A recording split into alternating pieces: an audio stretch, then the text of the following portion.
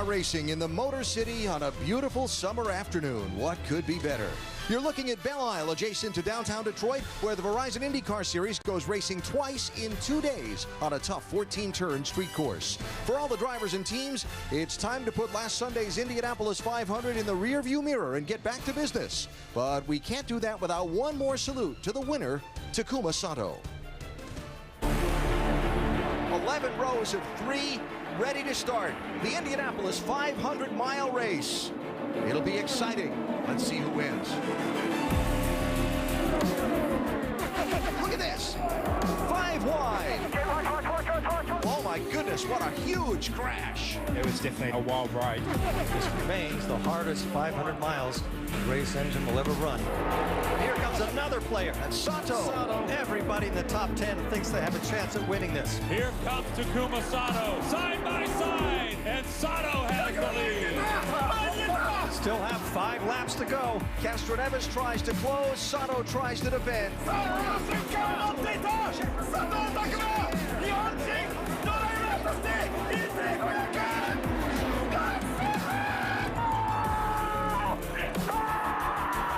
that got away comes back to him. The 101st Indianapolis 500 is won by Takuma Sato.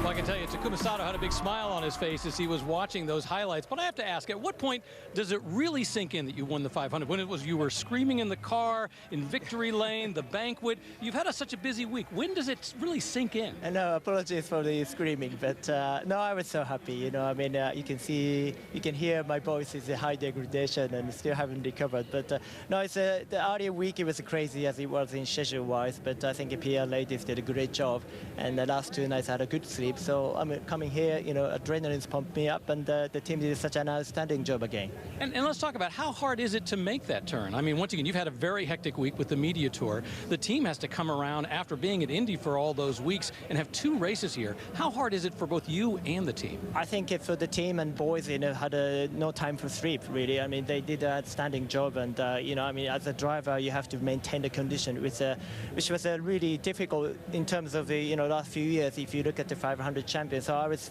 make sure I had a good sleep as much as I could, and here we are. I think our team did a great job, and I can't thank enough Michael and of course the entire Andretti Autosport. All right, once again, Takuma Sato. By the way, the last few years, the Indy 500 winner really hasn't had a great weekend at Detroit, and Takuma's hoping to change that. Yes, starting 3rd today. Now, one other thing, Rick, to follow up on from last week's 500, that terrible crash with Scott Dixon after Jay Howard hit the wall in turn 1 and careened across in Dixon's path.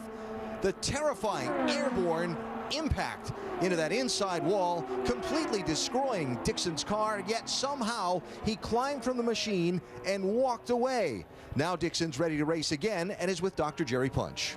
Yeah, Scott, we were so thankful to see you climb out and walk away last week at Indy. But for people who may not know, you were placed in a walking boot on Sunday, spent a couple of days on crutches. Bring us up to speed. How is the left ankle? It's sore, you know, there's no doubt about it, but, you know, it's tough, obviously, going from Indianapolis and then straight to a doubleheader. In many ways, you know, especially for the Camping World crew, with having to rebuild a new car. But, you know, thankful to them and everybody on the crew that's done a hell of a job, to all the fans and everybody that's reached out. It was definitely a wild crash, and very, very lucky to walk away from that one, and very thankful too, and a huge testament to the safety from Delara and obviously the Homoltro safety crew too. You did a superb job in qualifying here. Now on this bumpy road course, the street course, though, you have to brake 9 times a lap, times 70 laps. That's 630 times this afternoon, and you're a left foot braker. How tough is that going to be? Yeah, well, you know, I haven't run that many laps yet, so I think we've only maybe done 15 or 20 throughout the weekend of practice and qualifying. But you know, hopefully it should be okay. And I think, you know, once you get in the car, the adrenaline takes over. I'm sure tonight I'll be looking for some big ice buckets and looking forward to laying down on my bed. Hey, good luck to you. Thanks, man. Cheers. Hey, Alan, in all my years of covering motorsports, some of the best performances I ever saw came from wounded race car drivers. We might just see another one here today from this guy.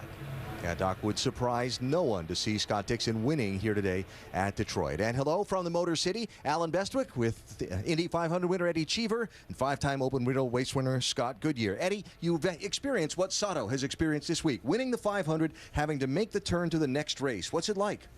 Well, it was 20 years ago almost when I won the 500, but I have a vague memory of a great lack of sleep and a lot of activity. And you come to the race and you feel like you are sleep deprived. But coming from an Indy 500 track, which is smooth, fast, and you're always hunting for a draft, coming to here, it's totally different. This is a right, left, bumpy track where you use the brake and to modulate the throttle a lot, so it's a big switchover. It will be a lot for the drivers and teams for sure. Scott, on the other side of the coin for Dixon, coming into this place a little bit beaten up. What's it going to be like? And you heard him say that you had to come back tomorrow. It's different than when you and I did it. We came here and had to run one race. And it took me generally a week just to recover to get to the next event. Well, yes, guys, we're back at it again Sunday. And when you are injured, you'll get through that first day, and then you'll get that recovery period, which he does not have.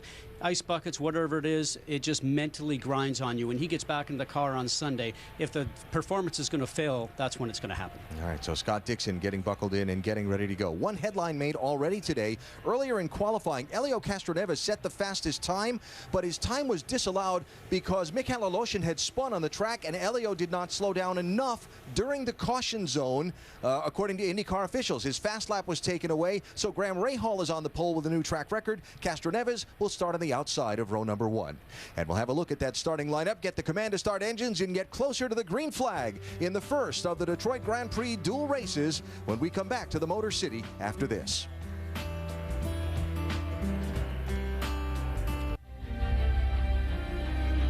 For more than 300 years, Detroit has lived by one principle: no grit, no glory. Get me out clear, let me go. You're tearing shreds off these guys. To succeed here, the only thing that works I'm killing the front tires. is work.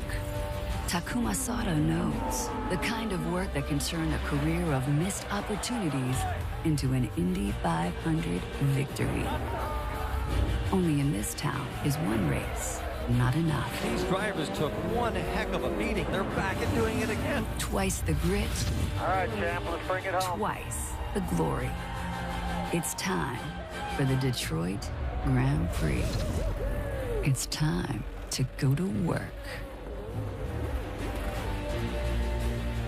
Going to take a lot of grit and a lot of work for a little bit of glory today at the Raceway at Belle Isle, Detroit Grand Prix, as the Verizon IndyCar Series gets back to business on a track that could not be any more opposite than the one they raced a week ago. The super smooth Indianapolis 500 oval, and here to the City Park streets. One is a mental exercise. The other one is going to be physical. Indianapolis, 235 miles an hour. Here, top speed 165, but you are going to be physically beaten by the time that you are done. Oh, they are diametrically opposite. Indy is, like you said, very smooth, and you're always hunting that draft so you can get above 230 miles an hour.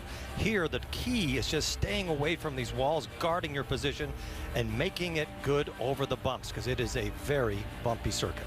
There is the aerial view of the race course. For a visor cam view, Elio Castroneves took us for a tour earlier. Okay, everybody, I'm Elio Castroneves. Let's go around Detroit Grand Prix. Let's take a lap. We approach turn 1, 4th gear, light braking, very tough. Coming out of the exit in 4th, go to 5th. We get about 165 here. 2nd gear. 3rd, light braking again, little slippery concrete. Now we're going to turn 5. And then 6th, a very fast, complex, back straightaway. They smoothed out the track here. 2nd gear, very tough, complex to the fountain.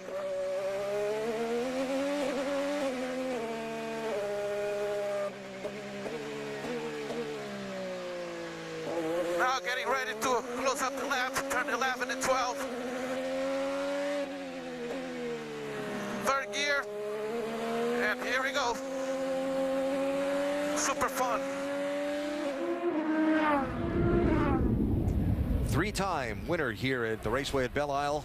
Elio Castroneves. Now, he talked about they did some work to smooth out parts of the track. The long backstretch between turns 6 and 7 down the Strand, as it is, alongside the river. They've done some grinding on some of the bumpier parts here. You'll still see the cars moving up and down as they go over the normal rise and fall of the road, but what made the cars really chatter underneath the driver, a lot of that has been smoothed out between last season and this. And drivers are really appreciating what Roger Penske and the group has done here at this racetrack, but it is a street circuit.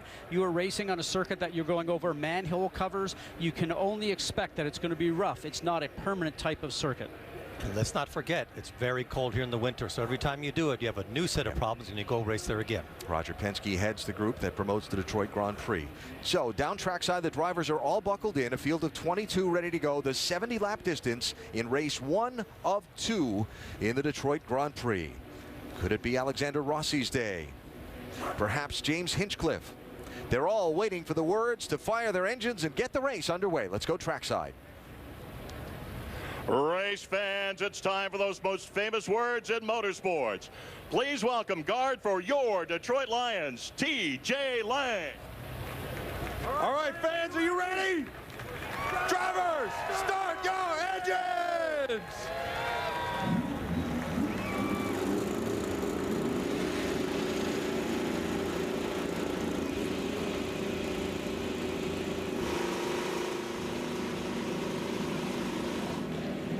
I like it. Appropriate energy for the command to start engines. Going racing, the Verizon IndyCar Series in Detroit. Green flag is next.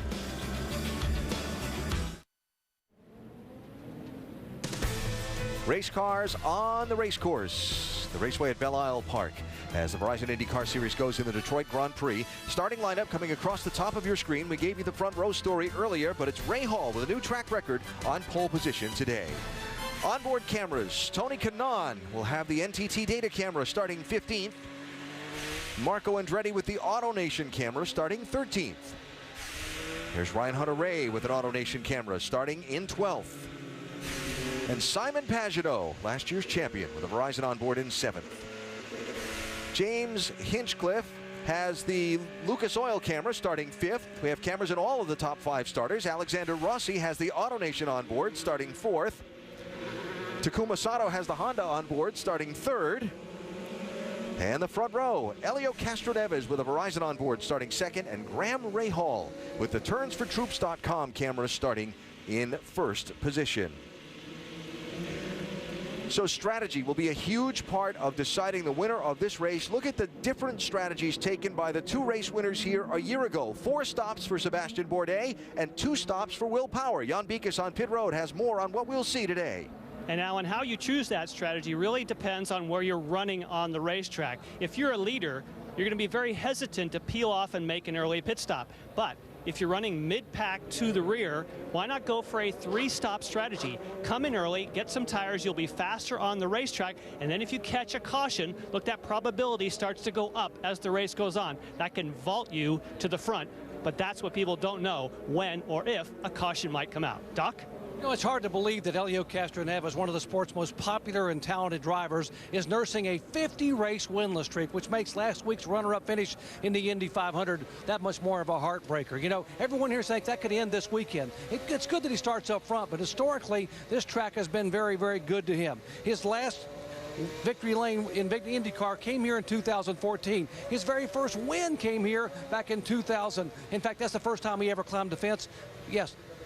Spider-Man was born here at Belle Isle, and he just might return here today. Alan? All right, Doc, doubling up for the start. There's a turn right after the start-finish line and turn 3 at the end of the first long straightaway. A reminder, Spanish commentary available by activating the SAP button on your television, presented by ESPN Deportes. Rahal and Castroneves coming to the start of the Detroit Grand Prix.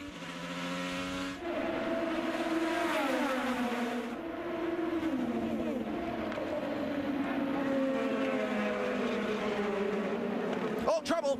Hinchcliffe gets turned in turn 2.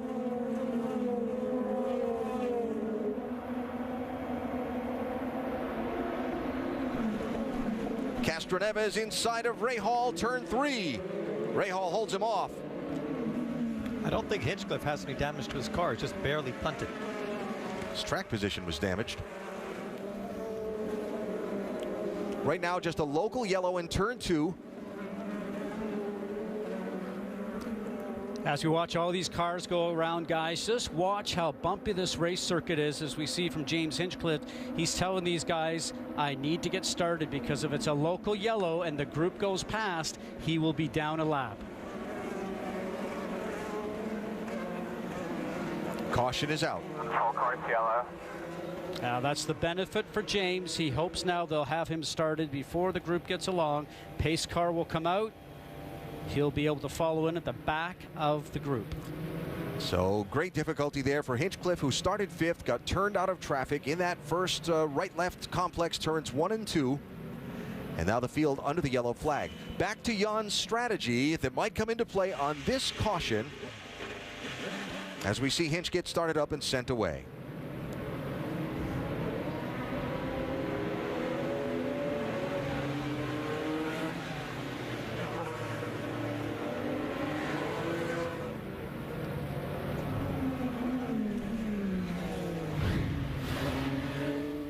What we're going to look for here, guys, is James Hinchcliffe in the number 5 car, hustling into turn 1 at a high speed.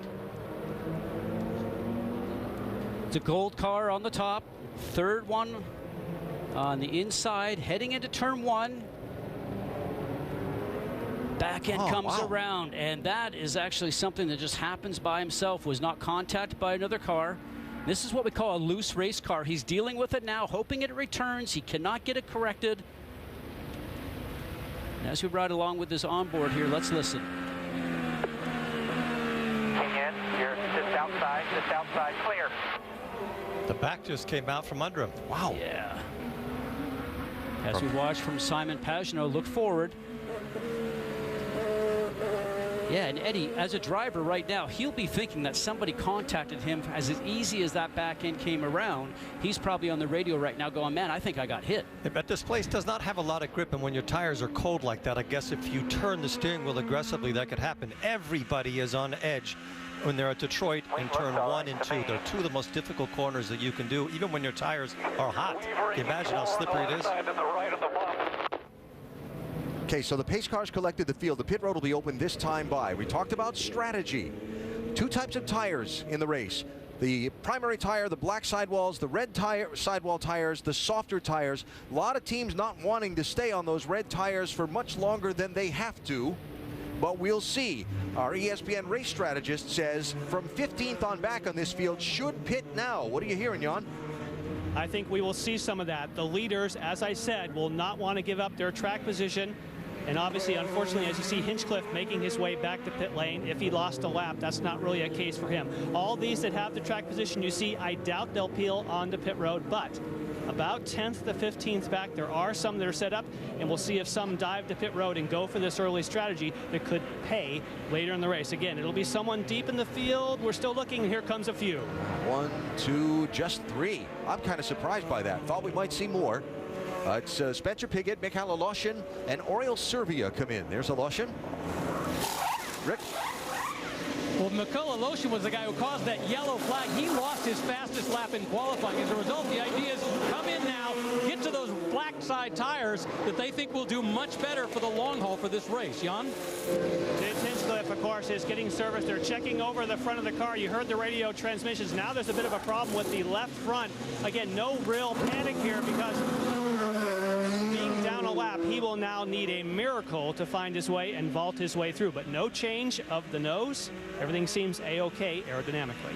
Yeah, we'll check that, Jan. I believe they got him away before he lost a lap, so he should still be on the lead lap. He just went from 5th, where he was running at the start, to 22nd. I haven't seen many cars spin at the start of Detroit in 1 and 2 and not have at least the front nose broken. So he got away, I would say, almost free. Our visor cam should be tremendously riveting today because you will get to see just how demanding this course is as the driver sees it and feels it. Well, as a previous driver, I can tell you it's exactly what we see, but if you're sitting at home on your couch, you're not going to get punished going over the bumps as we do when we sit in the car. I used to always take 2 Advils before I started the race here and probably some more at night, and these guys will be doing it not only today but also tomorrow. Wasn't that 2 Advils you were taking before the start of the broadcast too? Yeah. I'm not sure how to interpret that.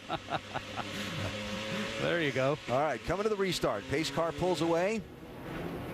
And Graham Rahal, who said if he could qualify up front, he thought he had the chance to win this race. Well, he started on pole position, held off Castroneves on the initial start, and here he comes to lead the field to the restart.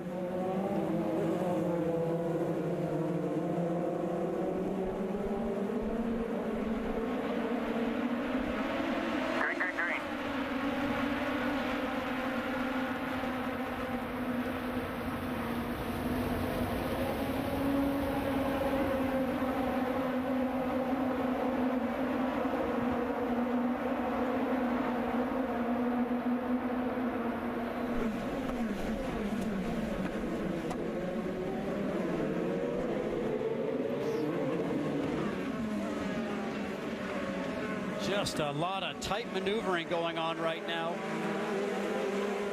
Cars need at least another half a lap to get the tire temperatures up to where they're operating properly.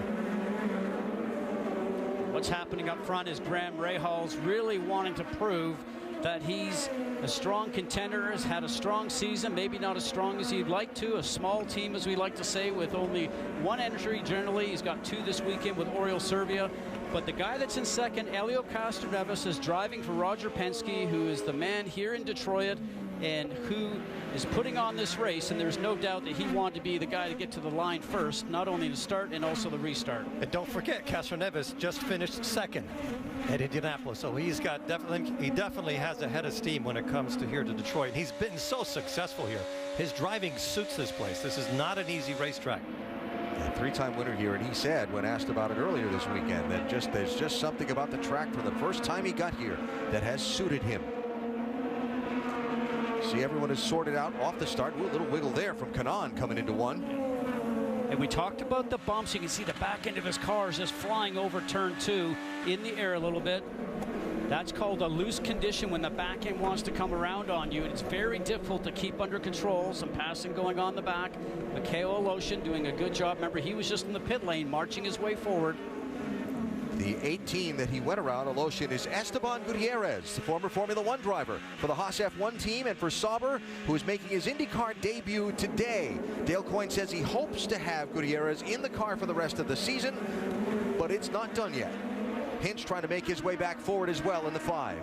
Even when you start far back like this, you have to be very careful that you pick the right opportunity to pass, because there just is not enough room for 2 cars around this circuit in many of the corners.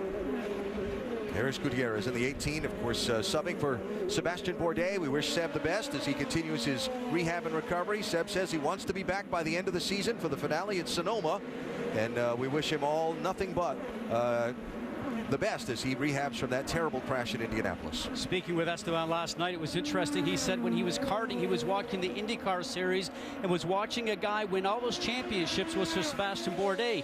He noticed he was wearing glasses, and Esteban wears glasses, so he said, I got on the line, went on the website, sent a note to his website and said, what do you do with wearing glasses? And he said, I got a reply back about what to do when you're a driver wearing glasses. He said, Sebastian Bourdais replied to me, he said, I was amazed, and he says, now I'm driving his race car. Pretty cool, he thought. So after the turn 2 lap 1 spin from Hinchcliffe, we have restarted and gone green, but very early in today's Detroit Grand Prix race, the first of 2 from the Motor City.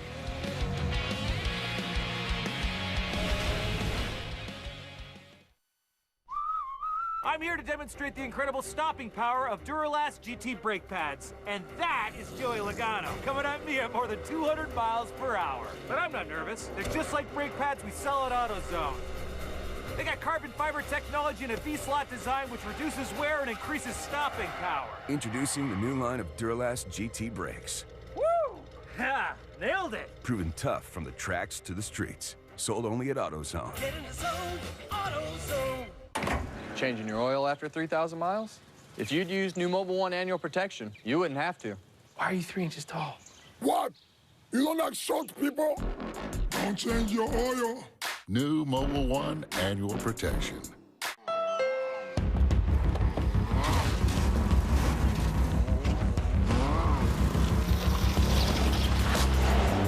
There's a challenging spirit within Honda. It gives us the courage to go faster and the thinking to make it real.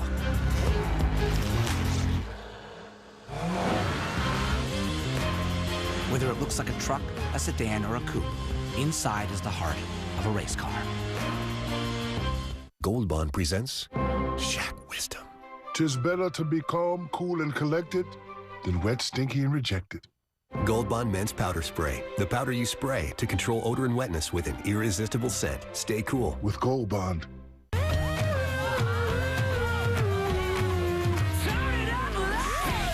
Here comes the fun with Sea-Doo.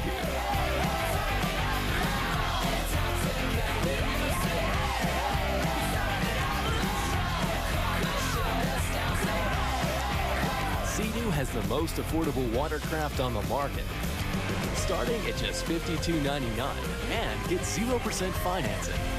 Visit Sea-Doo.com today.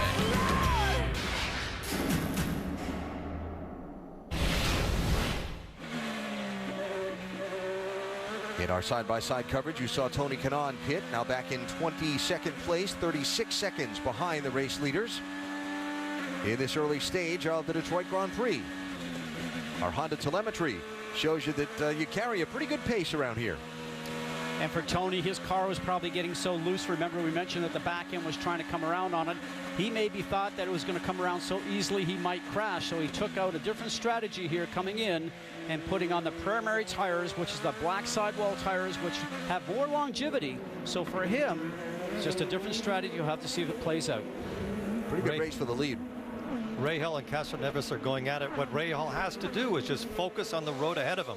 And Castroneves' job is to make sure he forces Rahal to look in his mirrors as much as he possibly can. Because when a driver starts looking in their mirrors, that's when there's potential to miss your braking mark by 10 feet, 15 feet. And that's when the car behind him is on you. And Castroneves, after finishing second at the 500, is dying to win here. Scott mentioned tires. Again, the rule is each team has to run each of the compounds of tires, not the rain tires, at least once during the race under green flag conditions. Pit strategy here, Jan. Yes, and Marco Andretti, as we just saw Tony Kanaan do the same thing. These are the cars that don't have the pace or don't have the position. They're going with that three-stop strategy that we spoke of. The black sidewalls, the primary that you were just talking about, those are known to be the fastest race tire. So if you're not running fast today, come in early and get your race pace going, but you give up a lot of track position. And Alan, you were exactly correct. Hinchcliffe did not lose a lap, my bad. He is on the lead lap, so he's on a similar strategy to these other two. Nothing going on down there, Jan. Come on. We're all good here. All right, so Graham Rahal out in front, leading this race. More on the 15 from Rick. Well, let's talk about the fact that they're already talking about fuel. In fact, both the leader of the race, Graham Rahal, his team has been feeding him a fuel number. And with Takuma Sato, who's back in third, they've been feeding him a fuel number as well. Now, real interesting to point out that last night, Graham Rahal's team had to change a gearbox. Think about this. They were first in the first session, second in the second session, but in that second session, the gearbox began to overheat. So last night, because of an issue, they had to change the gearbox. So hopefully, it's going to run great during this race. Doc? And here is Ryan Hunter-Reay, a scheduled pit stop. This will make it a 3 pit stop race for Hunter-Reay. They started on the used reds. They will peel those off and put the blacks on the primary tire. Now he can run as hard as he wants to go. Front wing adjustment for Hunter-Reay. Out of the way, first of 3 stops for the day. All right, Doc, there's Hinch getting by Ed Jones. Had that phenomenal finish last weekend at the Indy 500. Jones did. Kind of been struggling with pace here all weekend. I talked to Ed this morning. He said, we just think there has to be something wrong with the car because we just can't get it to go. And so the driver who some felt should have been the Indy 500 Rookie of the Year.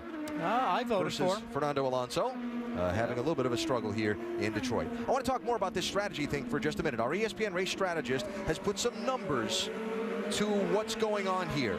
If the race stays green, a two-stop strategy is about 6.5 seconds faster than the three-stop strategy because you're slower on the track, but you don't spend as much time on pit road. So you're measuring and calculating this race out in time if you're the engineers. And as far as the tires are concerned, based on the practice data, the red sidewall tires that Joseph Newgarden is going to get changed right here will be slower than the black primary tires by about 6 laps from their beginning of use, Doc. Yeah, exactly, Alan. And the red tires, the alternate tires, were slowing down so much. In practice, they only lasted 4 or 5 laps, and he had to come in because he was dropping back. Get the black walls on. Now he's good to go, but he's going to have to make 2 more stops. And those tires are doing as designed, as you guys mentioned. So the drivers love them for qualifying because it gives you the ultimate grip, the ultimate braking. It gives you the ultimate speed around the racetrack. But then when it gets a little bit warm and the tires start to get hot and you start to wear quickly, you get to the blacks, as mentioned. Some great battling going on here. Kanaan and Marco. Kanaan and Marco, that's a very explosive duo to be racing against each other. Now this is a little bit deep in the pack. These are all cars that just made the green flag pit stops. Hunter Ray there in the yellow and red 28 car. He's in 19th place. Marco's in 20th. Kanaan is in 21st. Graham Rahal has led every lap from pole position. Still pretty early on in the Detroit Grand Prix. We're back to the Motor City after this word from your ABC station. Second place, Helio Castroneves is on pit road under green here at lap number 13, Doc. And again, the red tires beginning to go away, and Roger Penske, who calls the race for Helio Castroneves, said, come in, let's put the blacks on. That'll obligate them to a 3-stop race, getting full of fuel down and away. Normal stop for Castroneves, a 3-time winner here. We'll see where he blends in line and how that plays with whatever Graham Rahal's team does. Will Power picking up a spot on Max Chilton. Power surprisingly a little deeper in the field in qualifying, only started 11th in this race. Winner here a year ago, winner of the most recent road course race on the series, on the road course at the Indianapolis Motor Speedway. And now Power just moved up to the 5th position.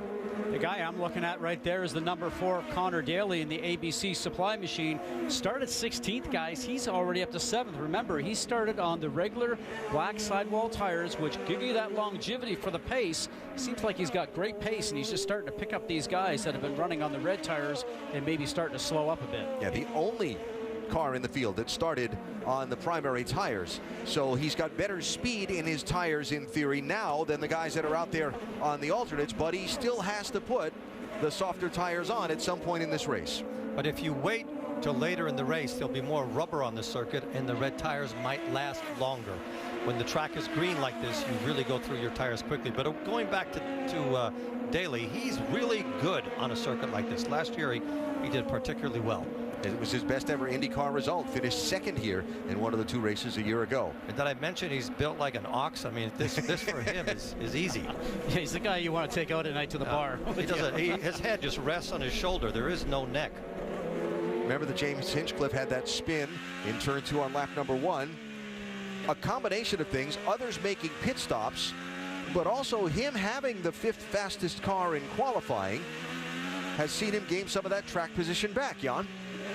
Yes, and he just radioed back to the team saying the balance is good. And in fact, it says, over the weekend, I've had good balance, but as you see, these concrete surfaces they're going across, he says, ultimately, on these black sidewall primary Firestone, I've been lacking a little bit of grip, but they seem to have found something for the race. Alan McDonald, his engineer, had said, I'm very concerned about the black pace of the Penske's. Once those Penske's, we just saw Castroneves put them on, I'm not sure that we can stay with them, but right now, he likes what he has. All right, Jan, so as Hinchcliffe is up to the 10th position, here's the Indy 500 winner in, Rick. Takuma Sato brings the car in. He likes it so far. No wing adjustments.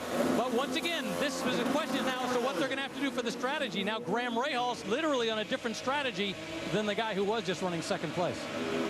All right, so Sato is in. Max Chilton is also on the pit lane. That's him in the background, and he'll be coming back out to rejoin the fight as well. Hinchcliffe and J.R. Hildebrand. Hinchcliffe is doing the perfect job when you're that far back in the grid, because if you spin or whatever reason, you cannot think of your position, Scott. You have to think of passing the car that's ahead of you and then moving on to the next one. And if you do that long enough, a driver of his talent, I think, will be in probably the top 6 here soon. Sato back off the pit lane and meshing right in. The one car of Simon Pagenaud, a little different paint scheme this weekend for last year's series champion. Black and white car at the tail end of this group of 4.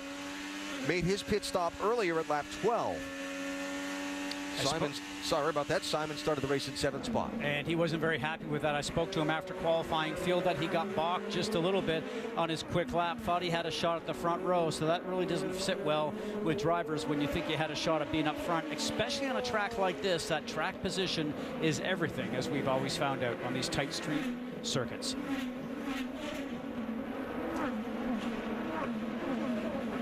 Watching this a little deeper in the pack, while Graham Rahal has an 11-second lead on Alexander Rossi and 13 seconds on Scott Dixon. None of them have pitted yet. The first car to have made a pit stop in the race is Mikhail Aloshin, who cycled up to 6th position just ahead of James Hinchcliffe. Remember, they all pitted on lap 2 after the Hinch spin on the very first lap. There's Joseph Newgarden getting by Spencer Pigot. Newgarden kind of got caught in traffic after they made the early move to pit road and kind of killed his race pace a little bit back there.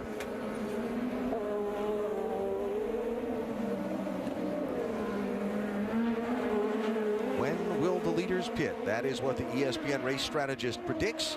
ESPN race strategist, we got our own set of analysts and analytics and engineers to do the same things the race team engineers and strategists do for you.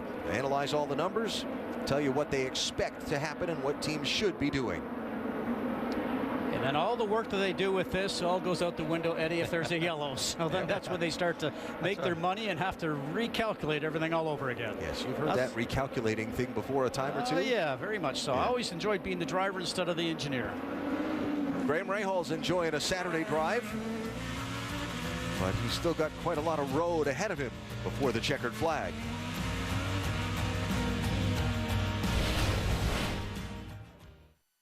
Oh, snap. Every truck guy has their own way of conveying powerful. Yeah, boy. Kind of looks like a monster coming to eat you. Holy smokes. That is awesome. Strong. You got the basic and you got the beefy. I just think it looks mean. Incredible. No way. I'm getting goosebumps. Get 17% below MSRP on all Silverado 1500 LT pickups in stock. That's over $8,100 on this Chevy Silverado. Find new roads at your local Chevy dealer. So if anyone has a reason that these two should not be wed, speak now. So sorry. Oh, no. It's just that your friend Daryl here is supposed to be live streaming the wedding, and he's not getting any service. I missed, like, the whole thing. What? And I just got an unlimited plan. It's the right plan, wrong network. See, Verizon has the largest, most reliable 4G LTE network in America. It's built to work better in cities. Tell you what, just use mine. Thanks. No problem. All right, let's go live. Say hi to everybody who wasn't invited. When you really, really want the best, switch to Verizon Unlimited and get our best smartphones for just $15 a month. Are you still trying to perform with an old computer? That's like LeBron trying to perform with old equipment.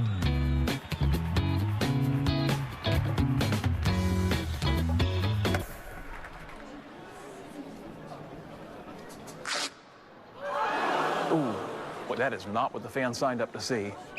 Is outdated equipment holding you back? Upgrade your game to Intel's fastest processor. Probably upgrade those, too.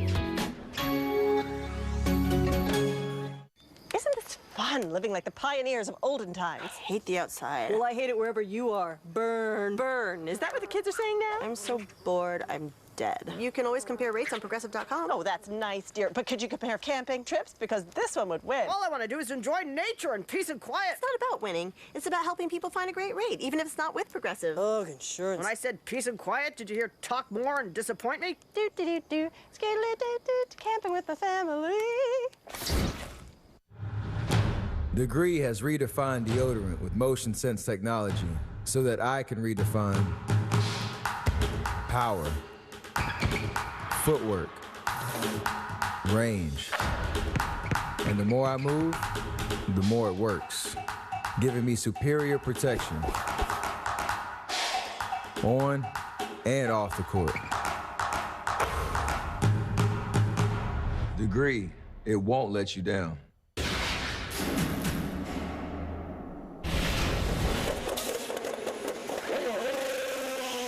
Will Power zooms away.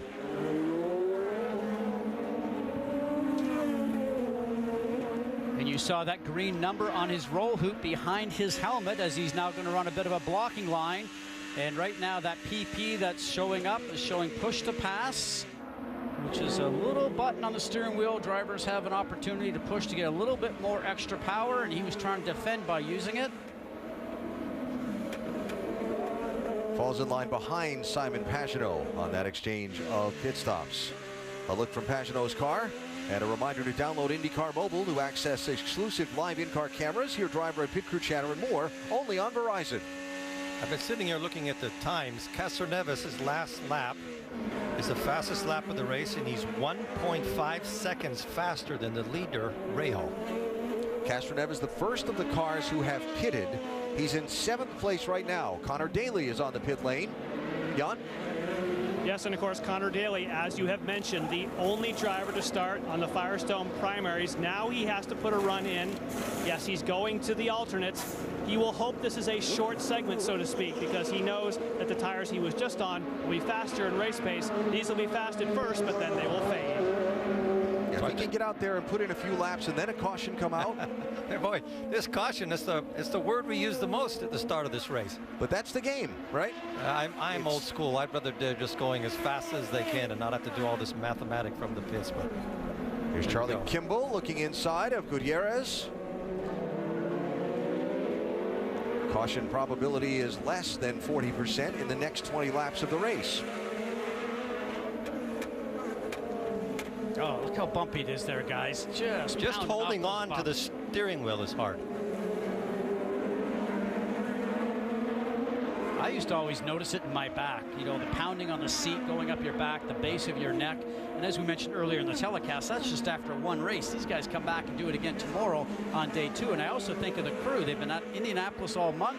They have to get ready for a doubleheader here. And that's really tough on driver and crew. So, Jan, let's talk strategy here on the leader. The longer this race is run green and he's been able to be out there and hold his pace and his lead on these alternate tires, this is all working in his favor if he gets to pit road before the caution comes out, right? Yes, indeed. This is exactly what you want if you're Graham Rahal or the top 3 or 4 right now. But as you said, if for some reason there were a caution right now, everyone who's already pitted would leapfrog all these leaders. So this is what we call the danger zone. Yeah. Right now, he loves where he is, but if there's a caution for any reason, it's going to backfire. And I can tell you, Alexander Rossi is one of these that are now laying out there saying, this is too dangerous. We want to now take new tires. Well, we're getting into that open window now for the 2-stop strategy. Last year, the winner pitted at 24 for the first time. The race winner on Sunday, Will Power, that just made 2 stops. So you see where we are now at 22. That window is open, and at some point, you're going to bring him in. Well, we have to acknowledge that Rahal is doing an incredible job this weekend. He's been fast from the moment he got here. He's had a lot of bad luck. He's had multiple punctures this year. And he's just doing what he has to do. His job is to stay in front, and he's doing that with great ease. I know that strategy is going to play in a very, very important part today, but I hope for his case he doesn't get shuffled out. And those yellows they fall by chance. Hear that his pit crew is laying tires out. So coming up about a half a lap away, we should see the leader on pit road. Box, confirm. Copy, coming in. And he comes in with a lead of 14.4 seconds on Rossi. Got to get there first without a yellow coming out. And I believe he's done it. Not quite.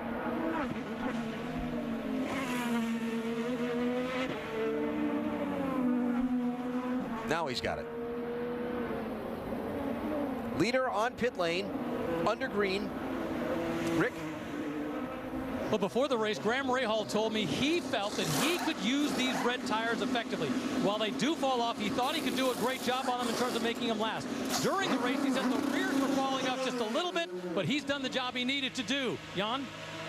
Yes, Alexander Rossi, you'll see him come into the picture as well. He's going to take the same lap for a pit stop for Graham Rahal. He's been on the radio saying this is really hard, meaning it's so hard to keep the red alternate tires underneath him. But again, just like Graham Rahal, they've hit the window. They make a front wing change because of the change of tires. Nice clean stop. That's 9.6 seconds, not lightning fast, but that keeps him in the game. You saw Helio Castroneves pass by. There is Graham Rahal in line. Scott Dixon is the new leader, followed by Mikel Aloshin and James Hinchcliffe. Then Castroneves, Newgarden, Rahal, and Spencer Pigot, as the strategy and the lack of cautions after the opening lap yellow has shuffled the deck a little bit. I still think it's advantage Dixon at this point. I'm sorry, not Dixon, Rahal.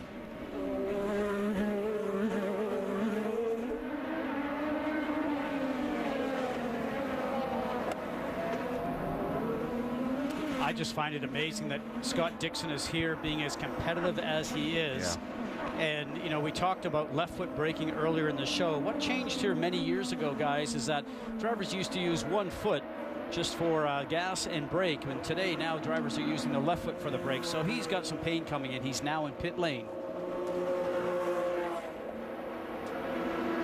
What's up for you? Right down here with Blair. Straight in now.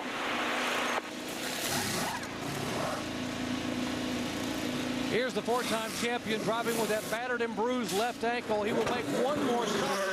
47 is the next time he'll have to come in. So great fuel mileage, great effort by a beaten up Scott Dixon. Right, Doc, you saw Alexander Rossi just flash by, and then Dixon falls in line. Can he hold off Oriol Servia and Simon Pagenaud? Servia in the 16. You heard Pagenaud's car running on the rev limiter just a little bit. He's pushing hard. He wants to get past Servia.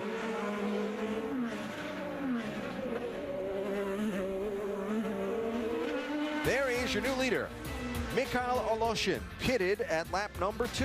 He has cycled to the front and is leading in Detroit.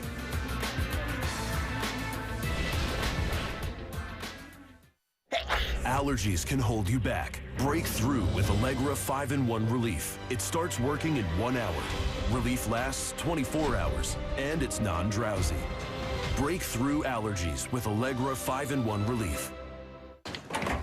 Changing your oil after 3,000 miles? Kevin Harvick. If you'd use new Mobil 1 annual protection, you wouldn't have to. You protect your engine for 1 year with just one oil change. Don't change your oil. New Mobil 1 annual protection. I believe computers are important in design, but it's the human touch that creates design with a feeling, creating a form that appeals to your heart. Why are we so passionate about perfecting designs by hand? Because driving matters. Introducing the all-new Mazda CX-5.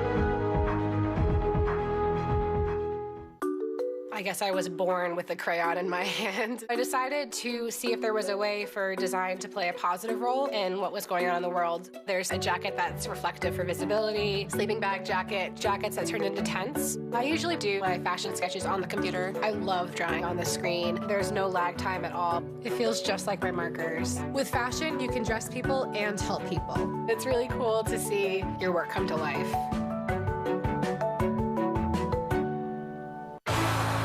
I love the WNBA. This is gorgeous. They're huge talents. I learned a little bit from them as well. Puts it home. They make the game extremely exciting to watch. Why do I watch them work? You have got to be kidding me. 2 words: sick handles, mad skills. Spectacular. Candace Parker, Della Don, Sue Bird, and Diane Rossi. Maya Moore. You have a fan of me because you are the best at what you do.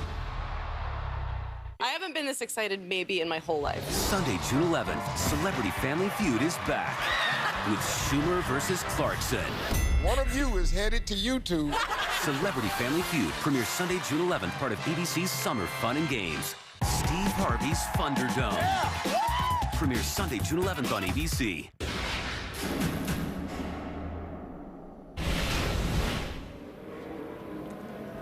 Caution out. As you see Charlie Kimball rolling away from a scene of a spin at the exit of turn 4. Connor Daly is stalled there and waiting for the safety team to get him a restart. So second yellow flag of the race, and front wing damage there for Kimball. There's Daly to get the restart. That's too bad. Connor was having a solid run. Yep. His car looks fine, though. Okay. And there are bits and pieces from Charlie Kimball's car that have been left behind on the race course.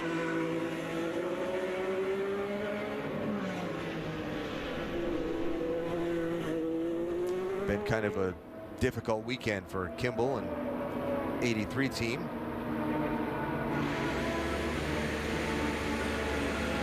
Taking a long time to start. I think they have can't get it fired, yeah. Yeah, and we don't see any damage on his car. So yeah, he just said it's dead. So is there something electronically that's going on? No, they can recycle the ignition on these cars. We're not clear what the problem is, but maybe we'll get more information coming this way.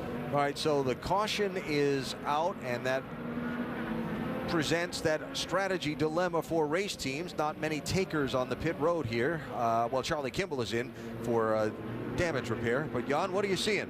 Well, what I'm seeing is that for Castro Neves and Newgarden, 1 and 2 on the racetrack right now, this is not enough caution to make it one more stop. They have 2 stops to go, so it doesn't necessarily help them unless this was an extended yellow. So right now, Rahal, Rossi, Hinchcliffe, Dixon, Aloshin, that group, they're looking good for only 1 more stop. Others, like Sato and Castro Neves, Newgarden, as I mentioned, at the moment, and those behind, have 2 stops in their future. Yeah, and I think I'll add Will Power and Spencer Pigot to your list. Remember, Pigot stopped at the first caution on the opening laps, and Will Power also is kind of in that window. He's on the edge of that window, I guess. What do you think, Jan? I think Power's kind of on the edge of the 2-stop window, right? He pitted at lap 19. Yes, within my calculations, he is still good. And every lap of caution, that helps Will Power. Yeah. You have to drop all the way down, as you said, to Spencer Pigot and Jones as well in a very similar scenario. But all those that stopped way back in those earlier laps now still looking at 2 stops. I don't think it's going to be long yellow. Got some debris to pick up on the racetrack. You see top center of the screen right under the corner workers, the flag marshals. There's some bits on the racetrack that need to be cleaned up before the cars can go back racing again. But just the second yellow flag of this race. So the drivers that started on the front row together have been the headline players, Castro Neves and Graham Rahal, but both now on different strategies. There is Newgarden, who again is on that 3-stop strategy, who pitted at lap number 10. Pit road is open here. Around the next corner, driver's right is the pit entry, and we'll see if we have any takers. I know who you won't have. I don't think Rahal will be going in. Oh, no, he's definitely not. But let's see. When you recycle through all of this, I think Rahal will still be the leader. Newgarden from second. And that's it for now. Back to Detroit after this from your ABC station.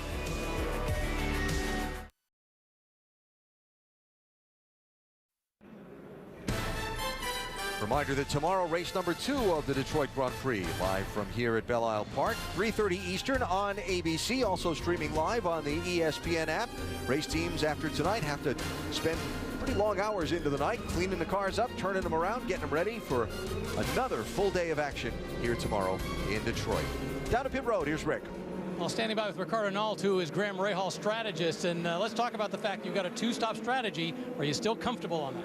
Yeah, I think we're looking pretty good. Really, there's a guy in front and a guy behind that looking like they have 2 more stops to do to our 1. And there's a big group behind us, about 5 more guys that are on our strategy. You know, we'd have to see how the yellows play out, but the United Reynolds car's holding up really strong. Graham's driving a great race and looking for the win. Are you comfortable having Helio Castro Neves right behind you? Yeah, that's okay. We can get him. Ricardo Nault, kind of positive. Castro Neves, the race leader, but again has 2 pit stops remaining. Graham Rahal, 1 pit stop remaining. So the object here, if you're Castro Neves, try to use the clean air and get as big a gap as you can on Graham Rahal in case Graham is running with a little leaner fuel setting on his engine mapping. We'll see if Castro Neves can make some hay while, I would say, while the sun shines or while the clean air shines on the front wing of his car. I don't think Rahal wants to sit behind him for too long. Besides the Indianapolis 500 for Helio Castroneves, he knows that this is the most important race for his team owner, Roger Penske. With all that Roger does in here, I was reading earlier that Roger and Penske Corporation has spent $13 million revitalizing Belle Isle, where they race here. There is the captain who calls the strategy for Castroneves. So can he get a gap on the rest of the field? How much fuel does Rahal need to save to make his strategy of just one more stop work? Green flag coming out.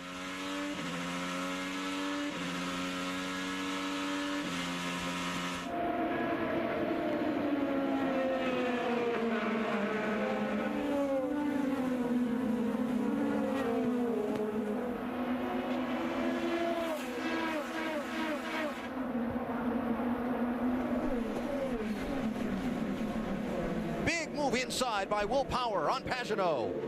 Teammates. Wow. Didn't seem like teammates there, did they? I didn't say friendly teammates. I just said teammates. I trust you've experienced this before? I've experienced both. I know somebody I've experienced it against. He's not going to comment. These opening laps, these opening laps are so important when you're leading. We haven't paid enough tribute to Castroneves because he is really doing an incredible job. The last 3 races, he's been right on pace in front of his teammates. Had an incredible Indy 500, and here we are in Roger Penske's city, and he's leading the race again. Look at that spot on the track. You see those cars hopping up and down. What's that feel like behind the wheel? It's very hard to control. I mean, you have to break away from the instinct of taking your foot off the brake, off the throttle, but it's very tiring, and it's just hard to control the car. The bumpier the circuit, the easier it is to make a mistake. And we talk about braking zones. Eddie, you and I talked about that the other day when we were coming over here. The braking zones here, because they're so bumpy, your foot's acting like the ABS system on your car because you cannot push it too hard or you'll lock the brakes up here. Spencer Pigot on the inside making just a terrific move. 3 wide now. Andretti. Marco Andretti with a nice move. Welcome to IndyCar, Esteban Gutierrez. Yes. In the 18. What a challenge he's bitten off. No test days. Got the ride, came in, never seen this racetrack before, never driven an Indy car before. Go.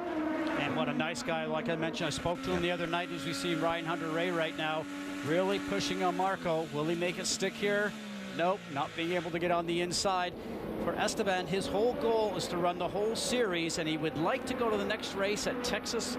But we know the high banks there are not favorable to rookies, so he's waiting for some type of a waiver from IndyCar to see if he can test there so he can run the Dale Coyne car there next weekend. He's going to do his first oval at Texas? That's exactly what I said. Alonso did his first oval at Indianapolis. Oh, I'd rather be doing it at Indy. Texas is tough. Texas, it's a great racetrack. Great racetrack, but boy, you sure are close the whole time. It's one big draft. So this pretty deep in the pack. Marco in the blue and white car is 16th. Hunter-Reay's 17th. He's on the push to pass here. Look at him close the gap. No, he shuts him down completely. You know, there again, teammates, track positions, everything. I always say, guys, the guys that are leading at the beginning of this race here, maybe they're driving just as hard, maybe sometimes not as hard. It's the racing that's in the back of the pack when your car is maybe not working as well as it should do, and you're working as hard as you can just to stay maybe in whatever position you're racing in. It doesn't matter where you are on this racetrack, you are being beaten up. I mean, the problem that Hunter-Reay has right now is that Kanaan is on him, and Kanaan wants to get ahead also. It's on a place like this, it's so hard to keep your eyesight ahead of you when you have a car 10 feet behind you, because if you put your car in the wrong place, you'll get passed by a whole group of cars. And it's so hard to get driver's position here.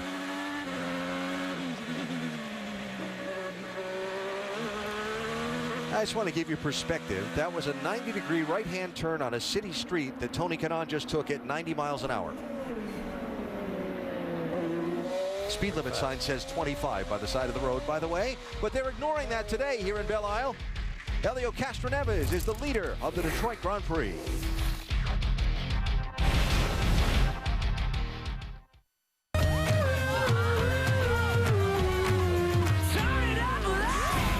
Here comes the fun with Sea-Doo. Starting at just $52.99 and get 0% financing.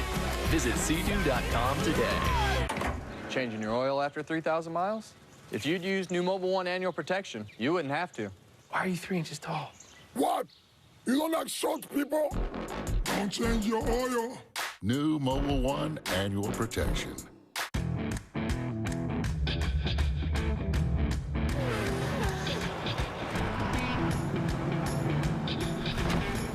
Whether you're on the highway, the back way, the straightaway, or some other way, at Firestone, we believe when the rubber meets the road, the rubber should always win.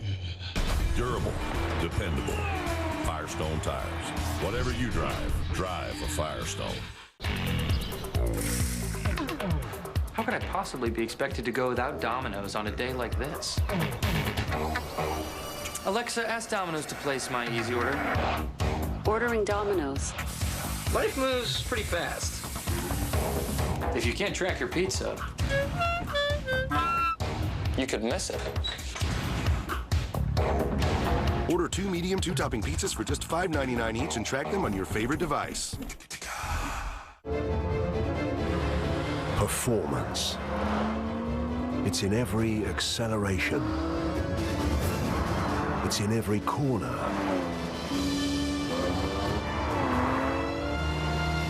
It's in every drive. This is the Jaguar F-Pace, our first performance SUV. For great offers, visit your local Jaguar retailer today. The finals are great and all, but can any of those guys do this?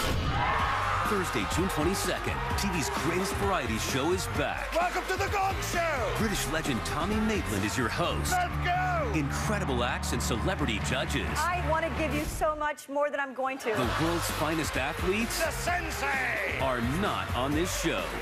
Before today, have you ever put a karate outfit on? The Gong Show premieres Thursday, June 22nd, part of ABC's Summer Fun and Games.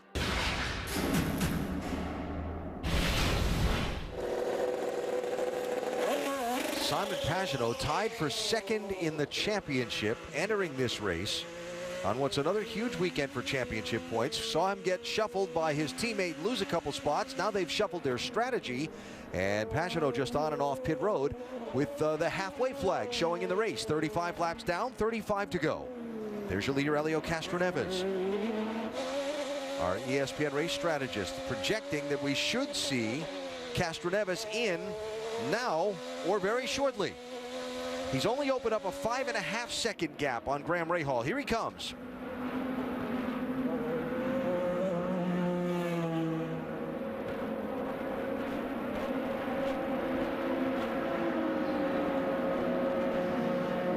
Here he is, Doc. And he will need one more stop. Roger Penske calling him in. They will take blacks off, put black stickers back on.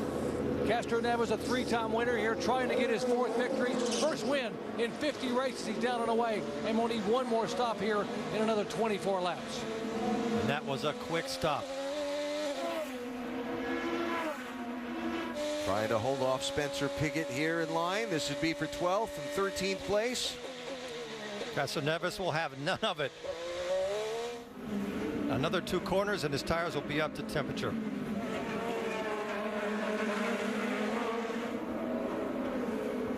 So Helio from +5 seconds to -18 seconds with the trip down pit road. And between Rahal and Sato, who's running second, there's a 4.4 second gap.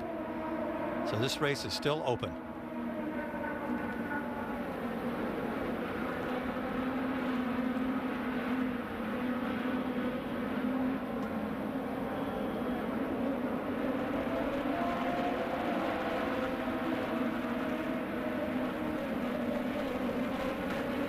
So just across the midway point of this race, there is Graham Rahal. He has led 25 of the 37 laps that we have completed. There's the gap back to Takuma Sato, the Indianapolis 500 winner, 4.5 seconds behind Rahal in second. There's Rossi in third, Hinchcliffe in fourth. Remember, Hinch got spun from fifth starting place, turn 2, lap 1. Scott Dixon running fifth. Then Mikhail Aloshin in sixth rounds out this lead group. You saw Connor Daly's car in the background of that last corner. Daly did get out of the car. They said that the team tells us it just shut off. They can't figure out why. So Connor Daly is out of the race.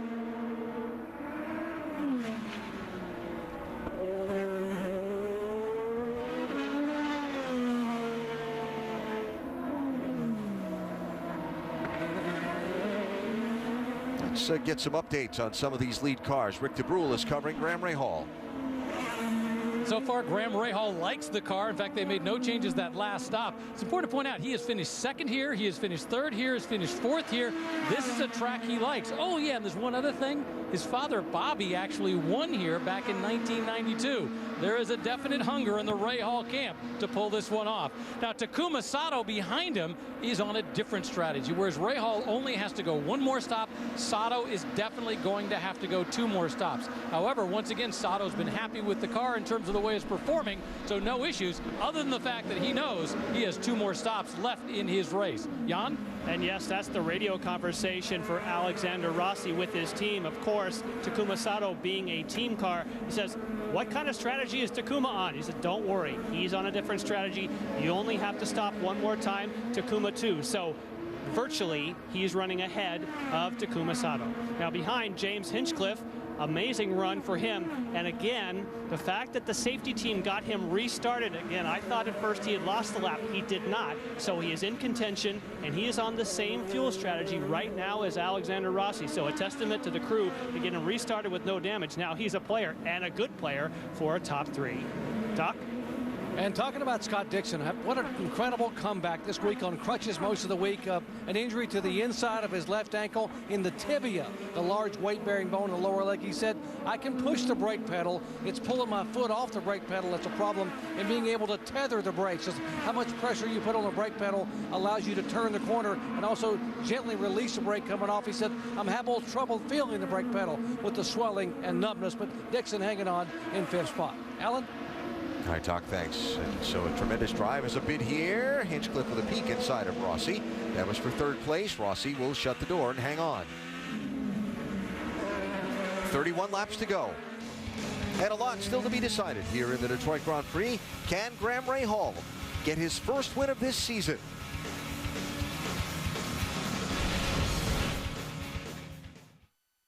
Are you still trying to perform with an old computer? That's like LeBron trying to perform with old equipment.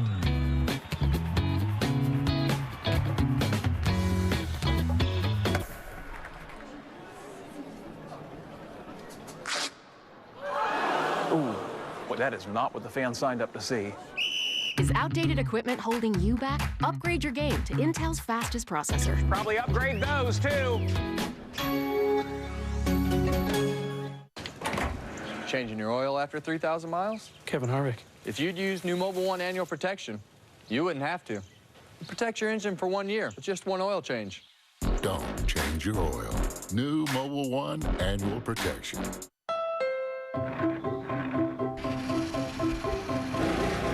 Keep the dream alive with the Honda Accord. The car that made Car and Driver's 10 Best list a record 31 times. With features like multi-angle rear view camera, standard. The Honda Accord.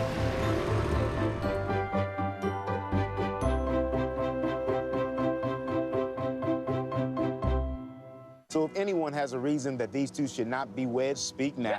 So sorry. Oh, no. It's just that your friend Daryl here is supposed to be live streaming the wedding, and he's not getting any service. I missed, like, the whole thing. What? And I just got an unlimited plan. It's the right plan, wrong network. See, Verizon has the largest, most reliable 4G LTE network in America. It's built to work better in cities.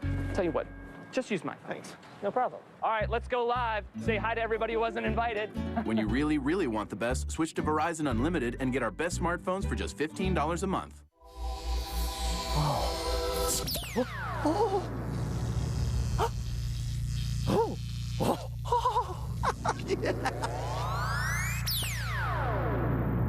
Mike's, drink on the bright side.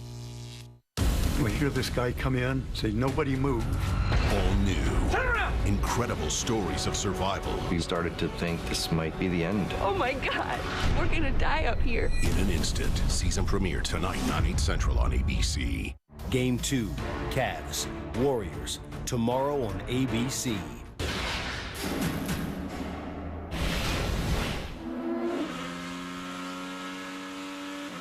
Race number 2 of the Detroit Grand Prix doubleheader is tomorrow here on ABC, streaming live on the ESPN app. We're at 3:30 Eastern Time.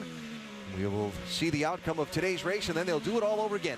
Huge weekend in the championship for the Verizon IndyCar Series last 2 weeks actually, with qualifications and then the double points Indianapolis 500, and then the 2 races this weekend in a short period of time. A major impact on the overall series title.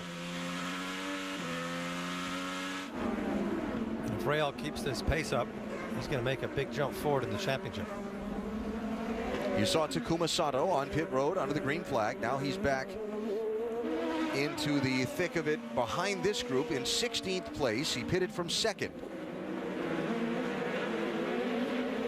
It's Marco Andretti. We've seen this group a lot today because they've been doing some of the diciest racing, if you will. For 13th, no, for 12th, all the way down to 15th. Yeah. Charlie Kimball obviously back underway after the spin around earlier, though he did lose a lap in getting refired and getting back around to the pit lane in that green and black 83 car.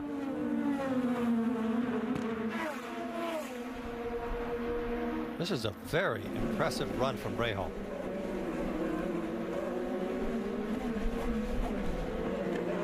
You wonder at this point, as we watch Gutierrez there in the 18 running behind Sato, the learning curve and what he knows now that he didn't know at the beginning of this race, his first IndyCar race. Let's go back up front to Graham Rahal and check in with him.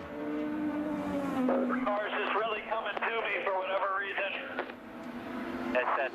And that is not what the other competitors in this race want to hear. Once again, the car is actually getting better.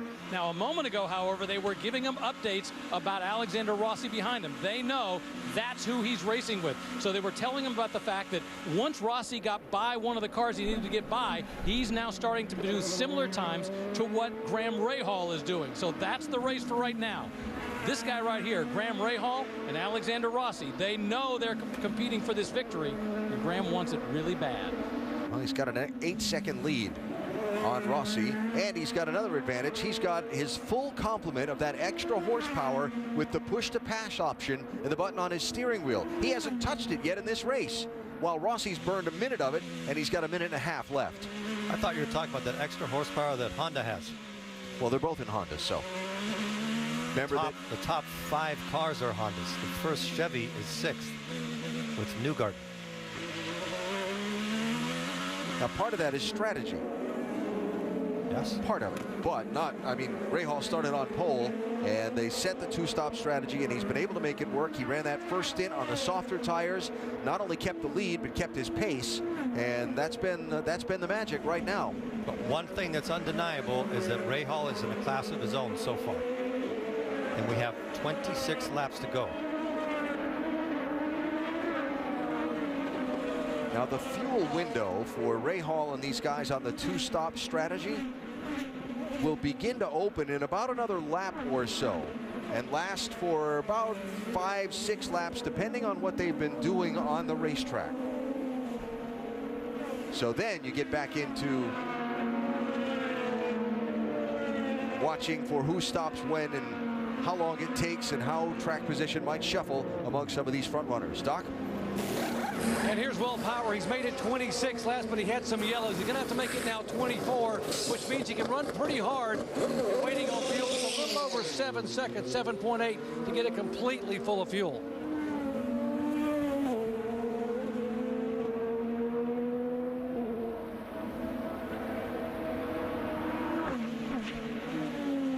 Hearing from pit road that it's a couple of laps before we will see Graham Rahal on the pit lane. So we'll take a break from here at the Detroit Grand Prix, come back in time to look for the leader to make what should be his final stop. We're back to the Motor City after this from your ABC station. 23 laps to go, waiting on a final pit stop from the race leader and another round of strategy to be played here in the Detroit Grand Prix. Alan Bestwick, Eddie Cheever, Scott Goodyear with you today. Dr. Jerry Punch, Rick DeBrule, Jan Beekes on pit road, our entire ESPN on ABC IndyCar team. We're back again tomorrow at 3:30 Eastern Time for Detroit Grand Prix race number 2. Headline of the day so far, Graham Rahal dominates. I'll go out on a limb here and say Let's go to mixed four, so we'll have it for the out lap. When he pits and it's a successful pit stop, strategy is over. It's a matter of when the cautions wave, if the cautions wave. If he pits before the cautions wave, he's in good shape. What we were saying during break, guys, when we were watching it, just looking at his car is handling so well. He places it wherever he wants to, gets on the throttle quickly, deep braking, and his comment before, the car is working so well, it's getting better as he runs. Not often that happens, and here he is into pit lane. All right, we're all laid out. Pits are open, nice and easy. Well, this is the day that Graham Rahal has been dreaming of, a perfect day so far. Now, that doesn't mean it couldn't go wrong. Think about this. He was going to start second. He was a little concerned about that. He thought that meant that Helio Castroneves was going to be able to control the start of this race, but it hasn't happened. He's controlled it, Jan. Yes, and there's a crossover. Of course, you could see that 11-second gap that Alexander Rossi had coming in now disappears briefly on pit road, but he has to take the service. Brand new black Firestones. They make a front wing change. Much quicker stop. That was a quicker stop than his first one, and now his job, of course, is to try and catch Graham Rahal, but Graham Rahal has had everything going his way so far. Yeah, look at the distance between Rahal and Rossi with a couple of cars now in between. There's Castroneves back into the picture. Oriol Serbia there in the 16 car is running in 5th with Castroneves in 6th. James Hinchcliffe is the new leader of the race for the moment, with Dixon and Newgarden 2nd and 3rd. Hinch's team has tires laid out on the pit lane. What a great race Hinchcliffe has had so far. There he is. There's the gap, 1st to 2nd at the moment. And you hear the command.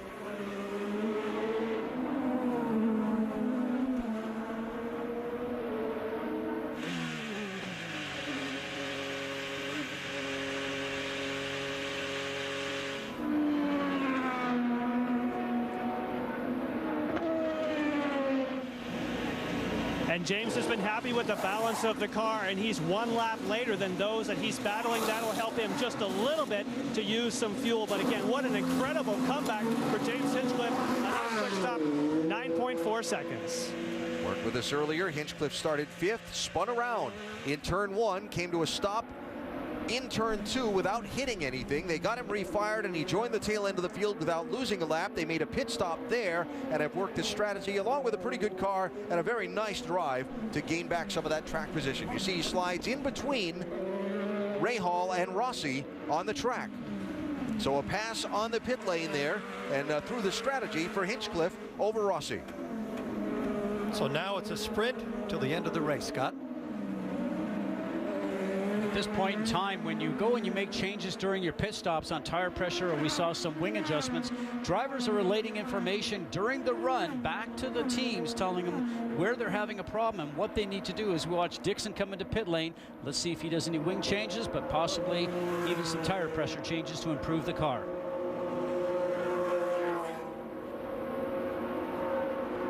Here comes Dixon. Doc?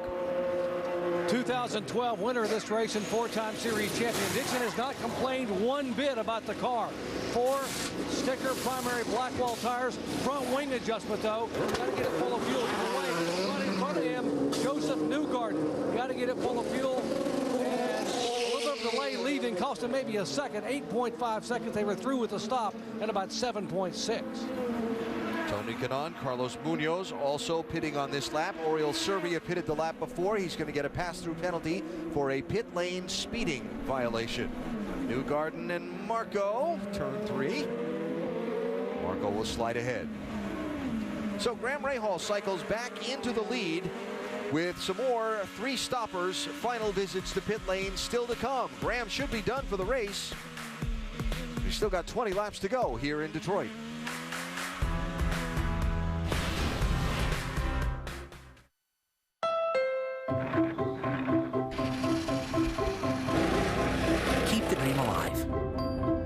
Honda Accord.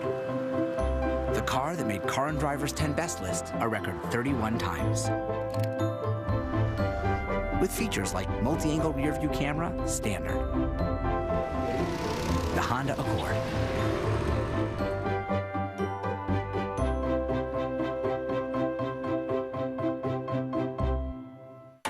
Changing your oil after 3,000 miles? If you'd used new Mobil 1 annual protection, you wouldn't have to. Why are you 3 inches tall? What? You don't like short people? Don't change your oil. New Mobil 1 annual protection.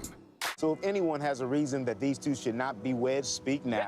So sorry. Oh, no. It's just that your friend Daryl here is supposed to be live streaming the wedding, and he's not getting any service. I missed like the whole thing. What? And I just got an unlimited plan. It's the right plan, wrong network. See, Verizon has the largest, most reliable 4G LTE network in America. It's built to work better in cities. Tell you what, just use mine. Thanks. No problem. All right, let's go live. Say hi to everybody who wasn't invited. When you really, really want the best, switch to Verizon Unlimited and get our best smartphones for just $15 a month.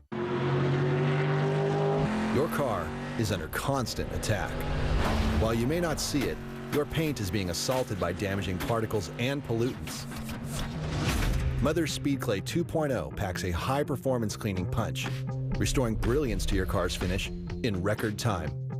Clay as you wash or clay as you wax with our fastest and most versatile clay ever. This is Speed Clay 2.0 from Mother's.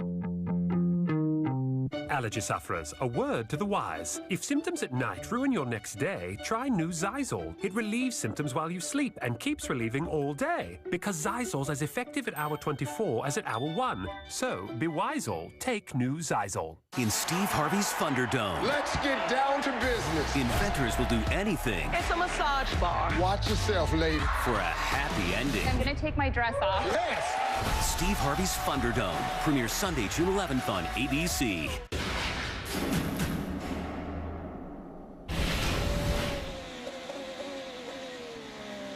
We saw Helio Castroneves make what would be its final pit stop in the race. Download IndyCar Mobile and access exclusive live in-car cameras, hear driver and pit crew chatter and more, only on Verizon.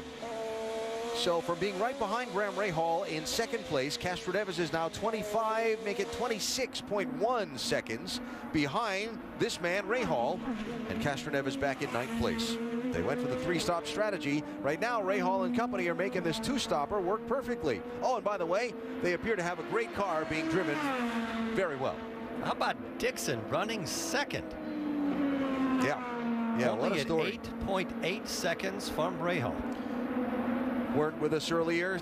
You're getting away from Dixon. You're moving away from him. Dr. Jerry Punch talking with Scott Dixon earlier about the after effects of his terrible crash at Indianapolis a week ago tomorrow. And Doc, boy, he's in second place. Impressive running. And here's what Chip Ganassi told me. He said, this is a driver, not a daredevil. But think about this, guys. He said, Evel Knievel's longest jump of his career was 141 feet over the Caesar's Palace fountain. He spent 29 days in the hospital. He said, my guy last week went 349 feet in the air and walked away. That's a race car driver. He said, not only is he a great driver, this kid is tough. Oh, that's for sure, Doc. That's an incredible measurement, too, to just think about that. And again, nothing but praise from Scott for the safety built into these Indy cars and his good fortune and the safety team that was there. But to see him walk away from that crash last Sunday was really, really something. 17 laps to go. Our Honda race rundown here as we ride with the Honda of Graham Rahal. Show you what's happened so far in this race. Turn 1, lap 1, James Hinchcliffe started 5th. And it went around. We thought that he got tagged from behind, but the car was just what we call loose. Watch this. It goes around. You're out of control. You're just a passenger, but he was restarted. We now know that he's running third. Did a great job to battle back. Went all the way back to 22nd place at that time. Graham Rahal starting on pole position. And I said it before, a combination of good car, good strategy, and a really great drive. I have to add hunger. He hasn't had the season he wanted. He's had lots of bad luck, and today he hasn't put one foot wrong. And the Indianapolis 500 winner, Takuma Sato, started this race in 3rd position, right now running in 7th. We always talk about the week after winning the Indy 500. Eddie, you've experienced it. Everything you have to do for promotion and PR, Takuma told me he only had 3.5 hours sleep the very first night after winning it, but he continued on. Just looking forward to racing here at Detroit. But you know that success breeds success. They don't just call him Takuma Sato, they say Takuma Sato, Indianapolis 500 champion now. That's right. So that you carry that in the car with you, and if you have a difficult moment in the car, you can dig deep into that reservoir, and you'd be amazed at the things you can pull off if you really believe you can. And I wished I could have spoken Japanese when I heard the announcer at the end of that race. It was fun, wasn't it? Unbelievable. Update on Sato's day from Rick. Yeah, it's important to point out Takuma Sato still does have one more pit stop that he's got to make. Remember, he was up front. He could have tried the same strategy that the leader tried. He just wasn't happy with those red tires in the first stint. As a result, they brought him in. So he does have one more stop to make, and then he's back out to see how he can do with the rest of this pack. Hi, Rick, thanks. Ray Hall is now 8.6 seconds, Allen in front of Dixon. Penalty on J.R. Hildebrand for a pit exit violation. Did not stay to the right side of the pit exit line on his departure from his last pit stop. There it is, all by himself in the picture. That's what 8.6 seconds looks like. Nobody in the rearview mirrors. But because after all, what's behind him doesn't concern him, right? Definitely in this case.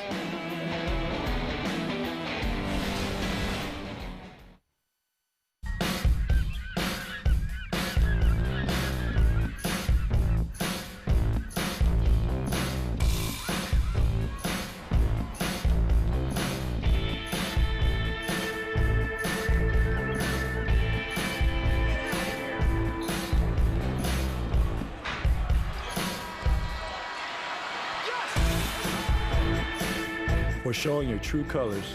Shop now at NBAstore.com. You love them together, but you've never had them quite like this. At Red Lobster's Lobster and Shrimp Summerfest, the lobster and shrimp you love are teaming up in so many new ways.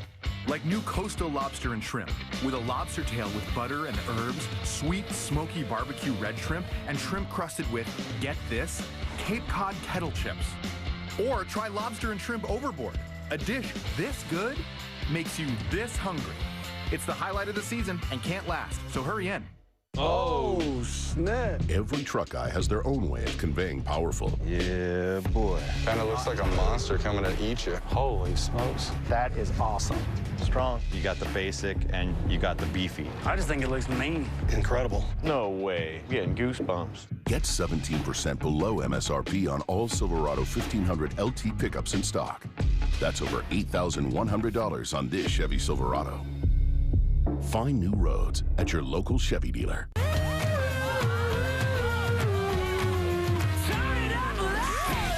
Here comes the fun with Sea-Doo.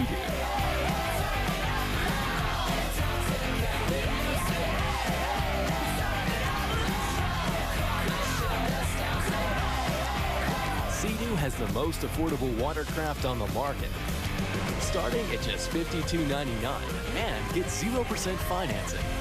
Visit Sea-Doo.com today. Degree has redefined deodorant with motion sense technology so that I can redefine power, footwork, range. And the more I move, the more it works, giving me superior protection on and off the court. Degree, it won't let you down.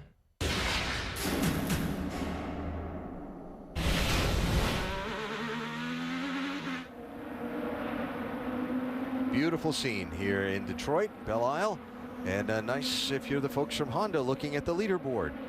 Wow, first, second, third, fifth, all the way down to 10th. That's a lot of cars. Joseph Newgarden, you saw the pass on Alexander Rossi there for 4th place. So Newgarden, the highest running of the Chevrolet cars at the moment. Castroneves in 9th place, the other in the top 10. Graham Rahal's last win was a year ago next week. Well, actually, it wasn't. See, the Texas race started a year ago next week. They had the weather problems. Remember, had to put it off till later in the summer. And then he won that race when it was concluded later on in the season. could he be going back to victory lane again today? It would be well deserved. He has dominated this race. He's led 43 of the 58 laps that have been completed so far from pole position. That Texas finish, it was a classic. Hinchcliffe coming to his outside, and there it was, by that much. You don't have to win by that much. Could have been half of that. Probably one of the most difficult oval tracks I think that we ever ran on. Eddie, you and I had some great battles there. Just the high banking there. Not only the G-forces, but it pushes you in just like a roller coaster. I loved it. And you could never relax there. Right now, one thing I know for sure, that Rahal feels every vibration in his car. He can hear the engine. He's worried about things that are going to break because he's so close and he's been so dominant. Something external would have to stop him from winning. Now, seriously. I was serious. I've heard drivers say that a lot, but really, did you really feel and think about that stuff when you're trying to keep it between the walls and hit your gear shifts? And everything, because you have a lead. You don't have that many laps to go. He can put his car wherever he wants. So I think maybe it didn't happen to him, but to me, my mind would wonder, and I would start thinking about trying to make the gear shift a little bit smoother. Now they don't have to do that, making sure I didn't miss my braking point, and you try to cut the risk down as much as you can. But he knows he has a 7.6 lead, and nobody has been able to touch him today. He's been in a league of his own. Well, that's where I wanted to go with that, because originally it was a 9-second lead. Just a while ago it was 8. So for Scott Dixon, he's starting to click off just a little bit of time. Does he have enough here just with the remaining laps left to go? But you talked about making your shifts. Obviously we have paddle shifts on here. I would think now for Graham, the only thing that's in the back of his mind is that Honda has had a few engine failures recently, including Indianapolis. So in your mind, that's what you're thinking about just a little bit. Otherwise, you're just marching forward and hoping everything is perfect. But you cannot compare the engine stress that an engine goes through at Indianapolis, where you are full throttle for 95% of the time, compared to this place. This place, you're on and off the throttle. I think the car has a harder workout than it does at Indy 500, but not the engine. If I was him, I would feel very confident that, but you're right, that's in the back of his mind. Marco Andretti, Ryan Hunter-Reay are racing there back for 12th and 13th. That's about the closest fight on the track right now, as the field has gotten a little bit strung out. Back for the finish after this from your ABC station.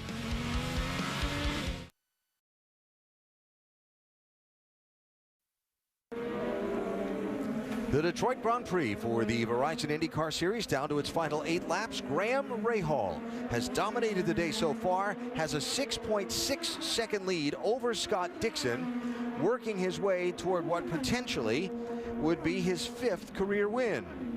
And he has 2 cars ahead of him that are battling fiercely for position. Let's hope they see the blue flag. Esteban Gutierrez and Oriol Serbia. Serbia a teammate, so he gives way. That makes his job a lot easier. Yes, it does. So Graham Rahal married to NHRA drag racer Courtney Force. The NHRA folks are up in New Hampshire at the New England Nationals this week, and last night Courtney Force had a wild ride up in Epping. Car on the right side of your picture. And look at that. Boy, oh boy. It's amazing what they do. Look at the back wheels are off the ground, almost out of control. Fortunately, she was fine, as you see. Qualified 2nd for the event. And wow.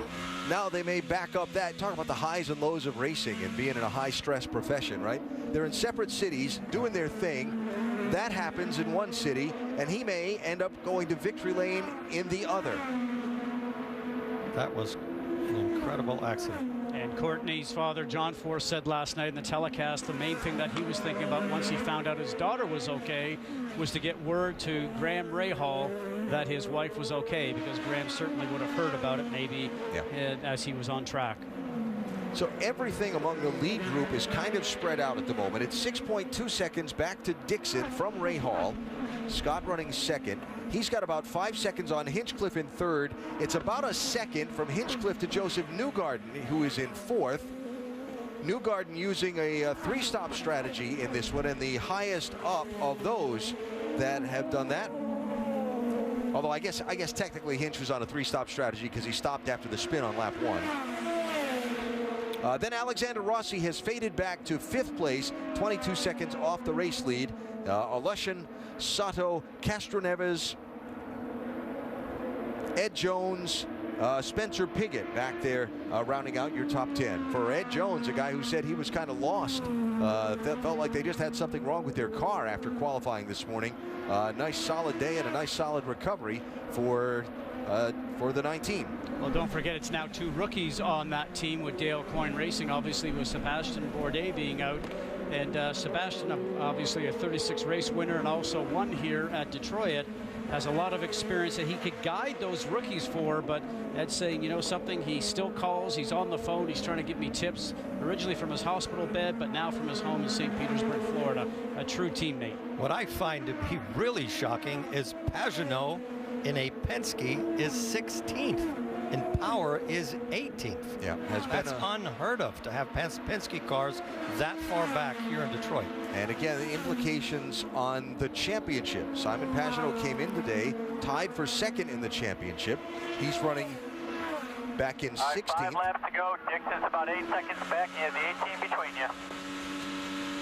Helio Castroneves started today as the championship leader. He's running back in 8th. Scott Dixon started the day just off the lead. He was tied with Pagenaud for 2nd in the championship. He is running 2nd in the race. So another potential shakeup as Sato comes in and has to take a splash of fuel. Sato was another guy that was just hoping desperately for a yellow, and it never came.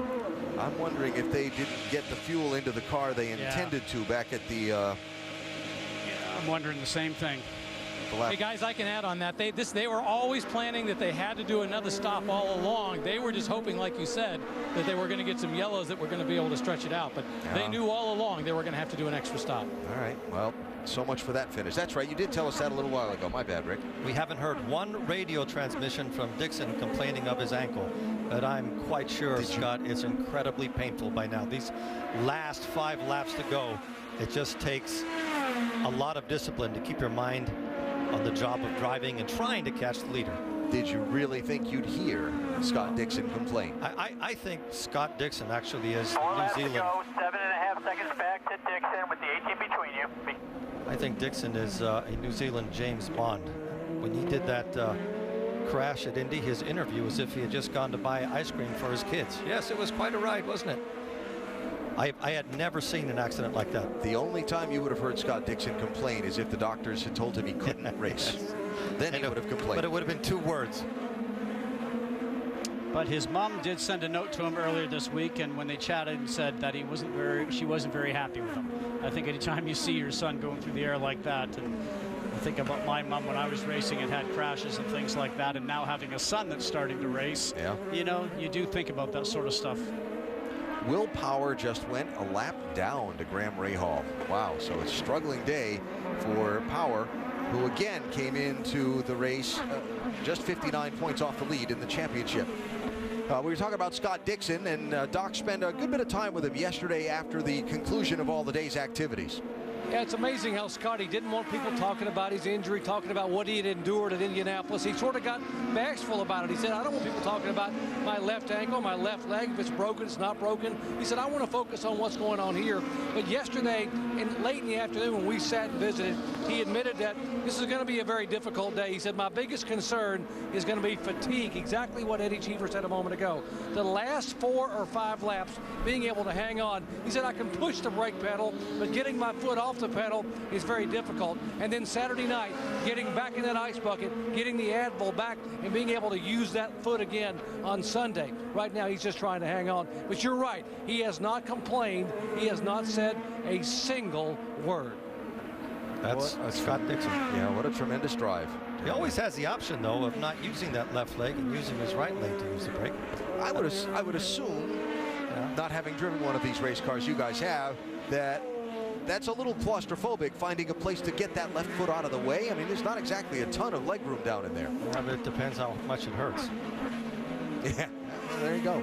If it hurts bad enough, you'll find the room. How about this driver and how about this team and the performance that they've put on today? Graham Rahal said they've had speed, but he's been used to starting kind of back in the pack. And he thought if they could qualify up front here, they had a really good chance. Well, he qualified on the pole, and he is going to take the white flag next time by in position to lead all but 15 laps of this race. If you're looking at it from our perspective, he has had the perfect race. There's been nothing dramatic. His lines are perfect. He hasn't blocked any tires under braking. He's gotten through lap traffic really well, and he's making it look easy. Well, when you mentioned easy, what I watch for here, and for the fans at home, when you watch guys go around the racetrack, the cars that are bouncing around, those are the ones that are hard to drive. You see that green flashing light that was right behind Graham's head. That's the push to pass that we talk about. He's taking advantage of it now, using it, getting some more horsepower to try and stretch his lead a little bit from Dixon. He's very comfortable, but he's using it. He's being a smart race driver. And what I watch for in Graham's cars, it's going over all the bumps like it's got air suspension. The car is working so well for him, better than everybody else's, and he's doing a perfect job by driving it and not making a mistake. An illustration of him having speed as he comes to take the white flag and start the last lap at Detroit, the last road course race on the road course circuit at Indianapolis Motor Speedway. Graham Rahal started deep in the field. He started 20th and finished 6th. You do that, yeah, a little by strategy, but mostly by having a good race car, driving the wheels off it, and passing cars. Well, and the other thing that's really impressive is that this usually, with the exception of this weekend and last weekend in Indianapolis, is a single car team going against the powerhouses like Penske, like Andretti, and like Ganassi that have 3 or 4 cars on their teams to get information, data, and make the cars better, especially on a street circuit like this that you don't get a chance to test at. That's the impressive thing that I see right now with Rahal, Letterman, Lanigan Racing, and Graham Rahal. But this racetrack does that every now and again. It has surprise winners, and it's nice to see Rahal's team get right back in front where they need to be. Obviously, qualifying in pole made his job a lot easier today. Yeah, and I wouldn't call him the surprise winner though. He has been so strong last year as a single car team, and this year he's done an astounding job. Final 2 corners.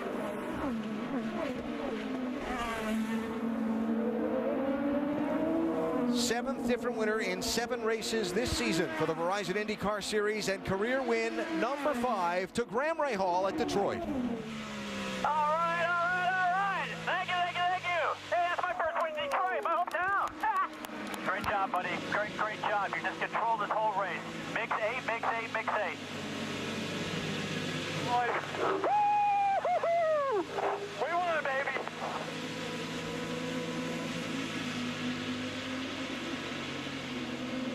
You did not just win, you dominated. Man, was that nice.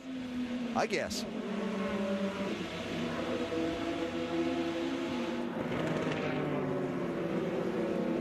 Great drive for Scott Dixon in second. Great recovery for James Hinchcliffe to take the final spot on the podium. But this day was all about this 3rd generation driver from New Albany, Ohio, Graham Rahal. And you hear the applause from the fans as he comes back around this race course. I only have one word, and that's dominant, from the start to the end.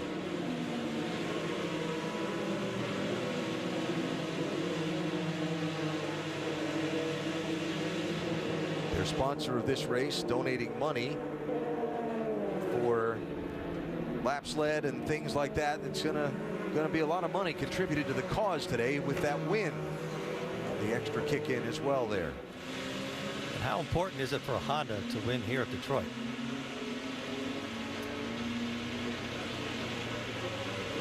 I'm sure they enjoyed it. I'm sure they do. It'll be interesting to see what the Penske team comes up with tomorrow. Well, that's the hard part of it, right? Congratulations, you just won. Yeah, do it again tomorrow. Got to do it again tomorrow. Well, on the other side of that too, guys, if you didn't do well and you had a bad weekend, then you got to go and put everything together tonight, work with the engineers, come back with a new strategy for tomorrow, and hopefully have a better race car underneath you and get a chance to redeem yourself. And rumor has it, it might be raining tomorrow. And that would really add a little extra excitement. And I wouldn't get wet because I'm inside here. I can't believe you actually said that. I love watching these races in the wet. I feel sorry for the public, but it's always interesting. Ed Jones' car had apparently run out of fuel, did not make it back around to the pit lane. but the winner did.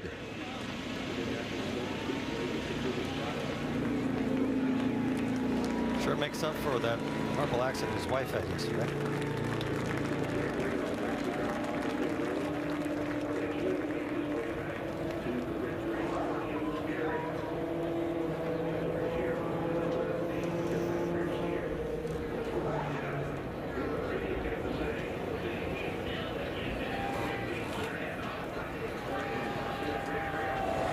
What a drive from Scott Dixon.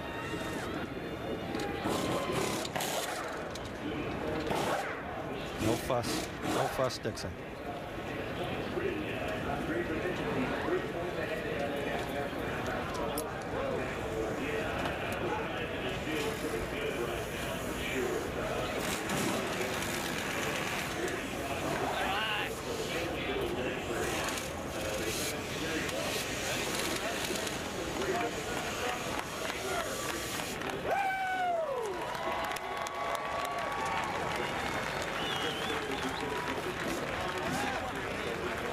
Graham Rahal, you have finished second here. You have finished third here. You have finished fourth here. Oh, yeah, and did I mention that your father, Bobby Rahal, won here? How good does this feel as he gets congratulations from the entire crew?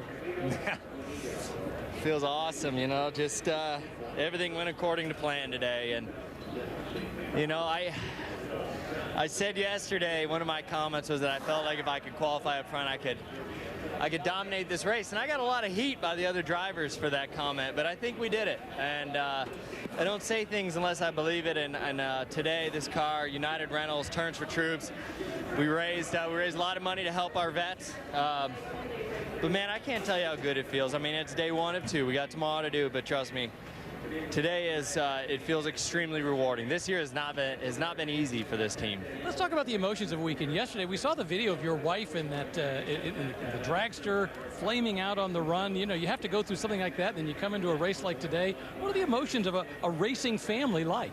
Well, I wasn't very happy last night, I can tell you that, and she'll tell you that. Obviously, I don't like seeing stuff like that. You know, I mean, I guess it's the nature of the beast, but certainly as a husband, I don't like to see it. But anyway, she's all right, which is good, and hopefully she can get a win there tomorrow. But look, you know, I've been pretty focused on what's going on here. You know, I wanted to win. I wanted to get a win for this team, for United Rentals, Steak and Shake, Pengrade, all of our partners, Hyatt, that have put so much into this. And it feels good to get a win for Honda here in Detroit. So pretty special day, and oh man, hopefully we can go do it again tomorrow. Well, Graham Rahal does have one more shot at it tomorrow. See if he can pull off a double weekend. Doc? With second place finisher and new points leader, Scott Dixon. Scott, what a courageous effort. First of all, how difficult was that? It was a tough race no matter what. You know, just physically for me it was tougher than normal. I think I was favoring a lot of things, but just so proud of the whole Camping World crew. They did an amazing job. We kind of missed a little bit on one of the you know, swap overs there with the pit strategy, but car was fast. I probably couldn't get the most out of it, but we were kind of there. But it's great for points. So you know, stoked for the team, man. It's such a big day for them, and I've got to give a shout out to my grandmother in New Zealand. She's not doing too well. I think she's on her last legs, unfortunately, so I want to say hello to my family down there too and hope everybody's doing okay. Our thoughts with her as well. Let me ask you about tomorrow. Now, what can you do tonight to make the car and maybe the ankle a little bit better tomorrow for you? Definitely going to go back to my RV here and you know, put my foot in a big bucket of ice and see if I can cool it off. You know, hopefully get some good rest tonight. Obviously, qualifying is going to be key for tomorrow as well. So you know, we've got to come out blazing. We've definitely got to improve the car. It's not perfect right now, but also a big congrats to Graham. You know, I know that team's been having a bit of a rough year. So congrats to him and congrats to Honda, especially in Detroit. This is a big deal. And congratulations to Scott Dixon, the new points leader. What an effort today. What courage in the car. Asked him if the radio was broken. He said, no, I just didn't have anything to say. All right, Doc. And so after the first of two here in the Motor City, there are the championship standings. You see Dixon now takes over the lead. Castroneves slips back to second. And Pagenaud dropping a little bit deeper into the group, down in fourth position. How about Ed Jones, seventh in the championship for a rookie? And for Graham Rahal, position changes, yes, but some ground to be made up, yes, to overcome some of those early season difficulties that he alluded to in his victory lane interview. Dominant, you bet. And a winner today in Detroit, Graham Rahal.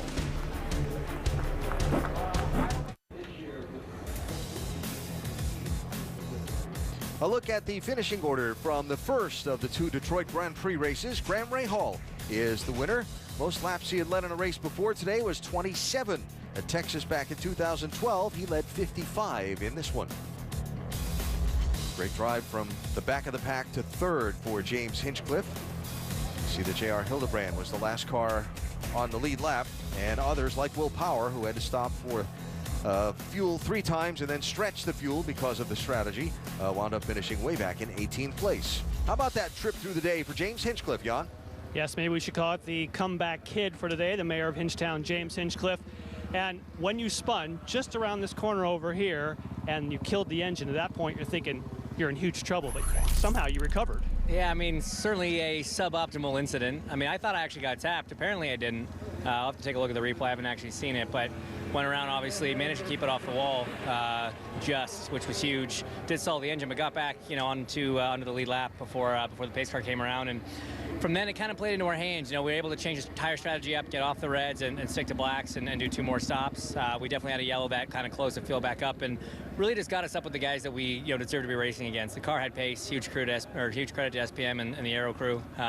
Good pit stops, and keeping Joseph behind us there at the end was trouble. But I really wanted a Honda sweep on the podium. So congrats to Graham, and happy for the guys. Happy for Mikhail, top 6. Hopefully we can do it again tomorrow. Now, you talk about the good fortune of getting restarted just before the pace car came, but it also forced you to make a pit stop. And that strategy decision today was difficult for people, but by forcing you to come in early, that really played dividends for you perfectly for the way the yellows fell. Yeah, I mean, that was a strategy from the start of the race, but normally it's one that the guys near the back employ. So we found ourselves at the back, we decided to do it, and, we came out on top of it. So, again, I mean, good strategy call from the crew. Managed to not have to run around on the reds, which a lot of guys were struggling with by the end of a stint. So that did help. So it's just, it's one of those things, even starting in the top 5, sometimes that strategy plays off, and it worked out for us today. Well, congratulations, and more tomorrow, huh? Fingers crossed. James Hinchcliffe, of course, that's 1, 2, 3 for Honda at Chevy's home track. Doc? And Joseph Newgarden was the highest finishing Penske driver. He climbed out of the car 4th, but he had a big smile on his face. And Joseph, you were smiling because you were telling the team we were 1 yellow away from winning this race. Explain. Well, I think so, potentially. You never know, right? It's always in hindsight. But I think we had a rocket ship today, for sure. We had a good car. 4th is what we could recover to with the yellow. Just, bit us there. It came out. We took a risk by stopping early on the reds, but you never know if that's a risk, because if the yellow didn't come out, I think it was the right strategy. We were able to, stay out in front of Rahal when he pitted for the first time. So then if the yellow doesn't come out, it's a matter of just outracing him from that point. So when the yellow did fall, then we had to recycle to the back under the caution, and then it was just about trying to drive as far up as we could, and 4th is as far as we could come from, I think, 13th or 14th. So a great car underneath us. Thanks to Hum and Verizon, we always have a rocket ship, and was nothing short of that today. So we'll go on to tomorrow and try and have another good result and maybe even a win. You mentioned tomorrow. Now, what would you do differently? Some of the guys were able to tease those reds early on to like 19 laps. Would you consider wanting to make your car last that long tomorrow? Well, it's tough. I mean, if the yellow didn't come out, I think our strategy was right. We played the strategy correct. We just didn't forecast the yellow correctly. If the yellow does come out, we know the yellow is going to come out like that tomorrow, then we got to stay out. So it's just a matter of understanding the probability of that and trying to catch it in the right way. And we didn't catch it the right way today, so we'll talk about how we want to play it tomorrow. But it really depends on where we qualify. We qualify up front, then probably we'll try and do a strategy like Rahal did today, because that's just a smart play when you're running first in the race. Hey, well done. Thank you very much. Talking about tomorrow, Alan, what can they do? What can they predict? When will the yellows come out, and how much thinking will go into what happens tonight for tomorrow? Sometimes when the computer says you've got an 80% chance of a caution coming out, that other 20% happens.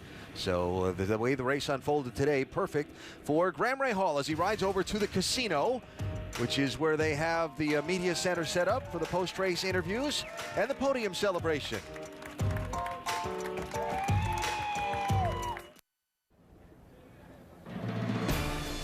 Epping, New Hampshire, Courtney Force watching her husband win in Detroit.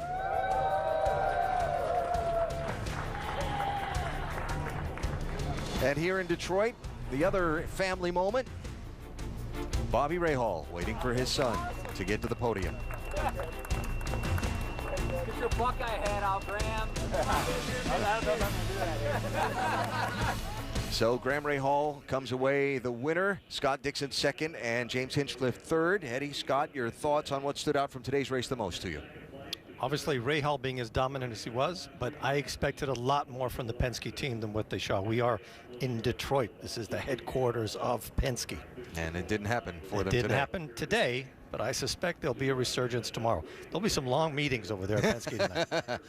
Long engineering meetings, absolutely. For me, you know, it's nice to see Graham Rahal and the one-car team that Rahal, Letterman, Lanigan is go against the Penske's, the Ganassis, the Andretti Autosport. So for me, right now, when I watch this, you think about these small teams, along with even, I would say, the mayor of Hinchtown right here, James Hinchcliffe, you know, another small team, a two-car team with Sam Schmidt Motorsport. These guys are going against these big powerhouses right now, and they're proving that they can run up front. It's very impressive.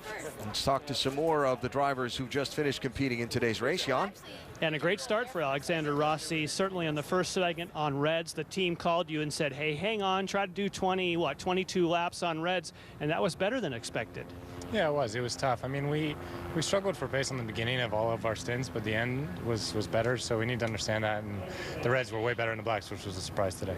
Now, you expected, as you said, the black to be the race tire when you had a great position at the end and then you had that final stint. What was wrong? Why couldn't you maintain that pace? You know, on new tires, our balance actually wasn't as good as on old tires, so we need to look at, you know, as the rear started to fall away, the balance is actually coming to me a little bit, so it's a little bit of a mystery, to be honest, because everyone else is making the Blacks work better than we were. So the beauty of this one is we can go again tomorrow and fix it. Yeah, there's already been a lot of talk from engineers and drivers trying to figure out just what they need tomorrow. Doc? Elio Castroneves started on the front row, and everyone thought he was going to be the guy to beat today. And Elio, in hindsight, what would you or could you have done differently today? Well, the Hitachi Chevy car was flying. I mean, I'm telling you, we were really, really good. Everything was working well. I feel that, I don't know right now what would be different. Maybe stay longer, I guess. The problem, we got caught by the yellow for only 2 laps. In 2 laps, we would have ended up hitting anyway. So, and we would be in good shape. It's one of those things. We try something here. We have a very good car, but it didn't work it out. I mean, obviously, we did a very good job in keep it up and try. Obviously, 7th place sucks, but I had such a great time, man. I was qualifying from the beginning to the end. It was so much fun. Hopefully we can do, well, the good news is we're going to do everything over tomorrow, and hopefully the weather stay like this. But I tell you what, great run. Man, I drove the heck out of it.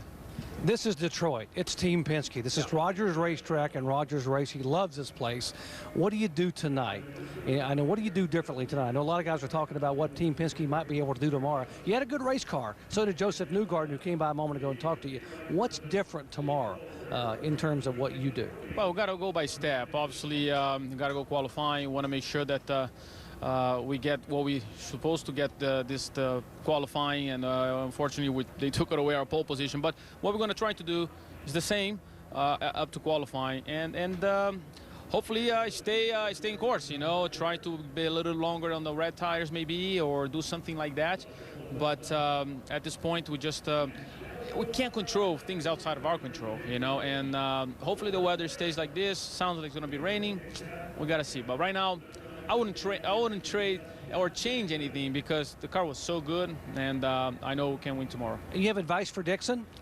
Yes, I think he should not be racing. If he has a broken foot, he should be resting right now. My friend, you gotta rest. It's gonna hurt more. You know, you might, when you get older like me, it might be a problem. So, but great job, man. I don't know how he came up, pull out that string and strength to finish second, but we got something for you tomorrow.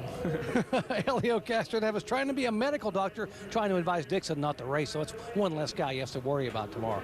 And one less guy, and as far as rivals for the championship as well. Well, they mentioned the weather.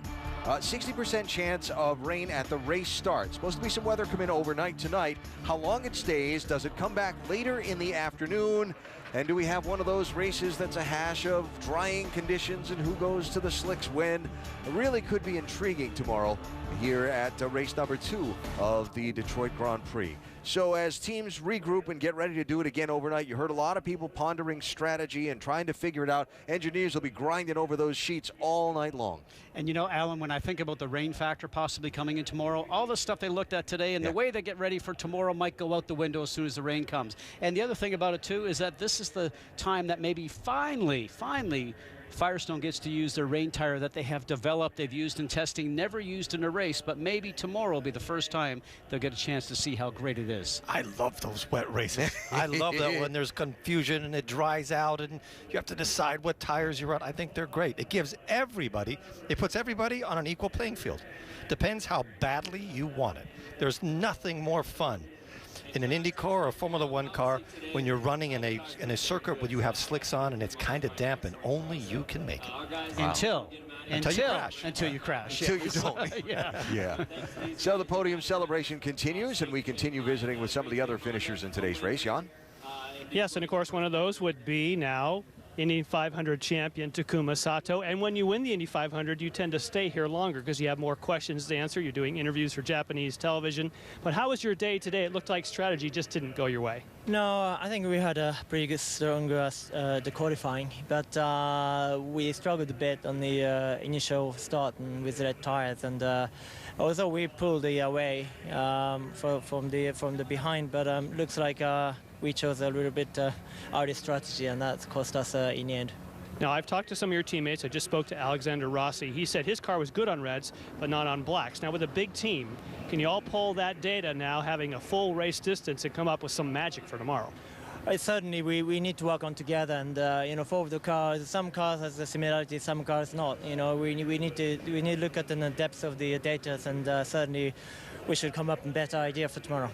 Good shake-off today after all the celebrating and all the interviews and traveling from city to city just to shake it off on this bumpy racetrack? Absolutely. I mean, the beginning of the last week was a little bit crazy, but it was good crazy. And, you know, certainly I'm happy to back in behind the wheel. And this is a challenging track, and we always have a good one. All right, and one more tomorrow. Alan? All right, thanks, Sean. He talked about the crazy week. Here's a little bit of the schedule that the Indy 500 winner went through. Of course, the victory banquet after an early morning beginning of interviews and the photos and so on the Yard of Bricks that the 500 winner goes through. Was in New York City, was in Dallas, was here in Detroit at a noontime function on Thursday, and then got to be in the business of practicing and qualifying and racing not once but twice here. It's a busy week. I hope he had some fun stuff in the middle of all that. Of course he did. Tonight on ESPN, after the Women's College World Series at SportsCenter at night with Max and Kevin, Stanley Cup Final Game 3 in Smashville. Preview Game 2 of the NBA Finals, plus highlights from the day in baseball and a very soggy French Open Saturday. SportsCenter at night, streaming live on the ESPN app later tonight. And more from Detroit after this. All right, Bobby Rahal is down in Victory Lane. Rick? Well, I can tell you, I was standing next to Bobby when Graham walked up onto the stage, and there was no bigger smile on the planet at that moment. You won here back in 1992. What does it feel like to watch your son win here? Well, I mean, it's always wonderful to see your son win, or your team win, frankly. But today, I mean, this was, you know, to lead 55 out of 70 laps. That's pretty special, and you know, I think the thing that really made a difference is on the reds early on. We were able to go fast and go long. Only Scott and Rossi kind of hung in with us there, although they were, you know, a number of seconds down. And that really made the difference, I think, because then when we went to blacks, and first off, we came back out, we were like P4 or 5 instead of P10 or 11. And we were able to really take advantage of the fuel strategy. Luckily, there weren't many yellows. And, yeah, I think today is, it doesn't get any better than today. I was going to say, you've watched your son for a long time. Where is he at in his evolution as a driver, do you think?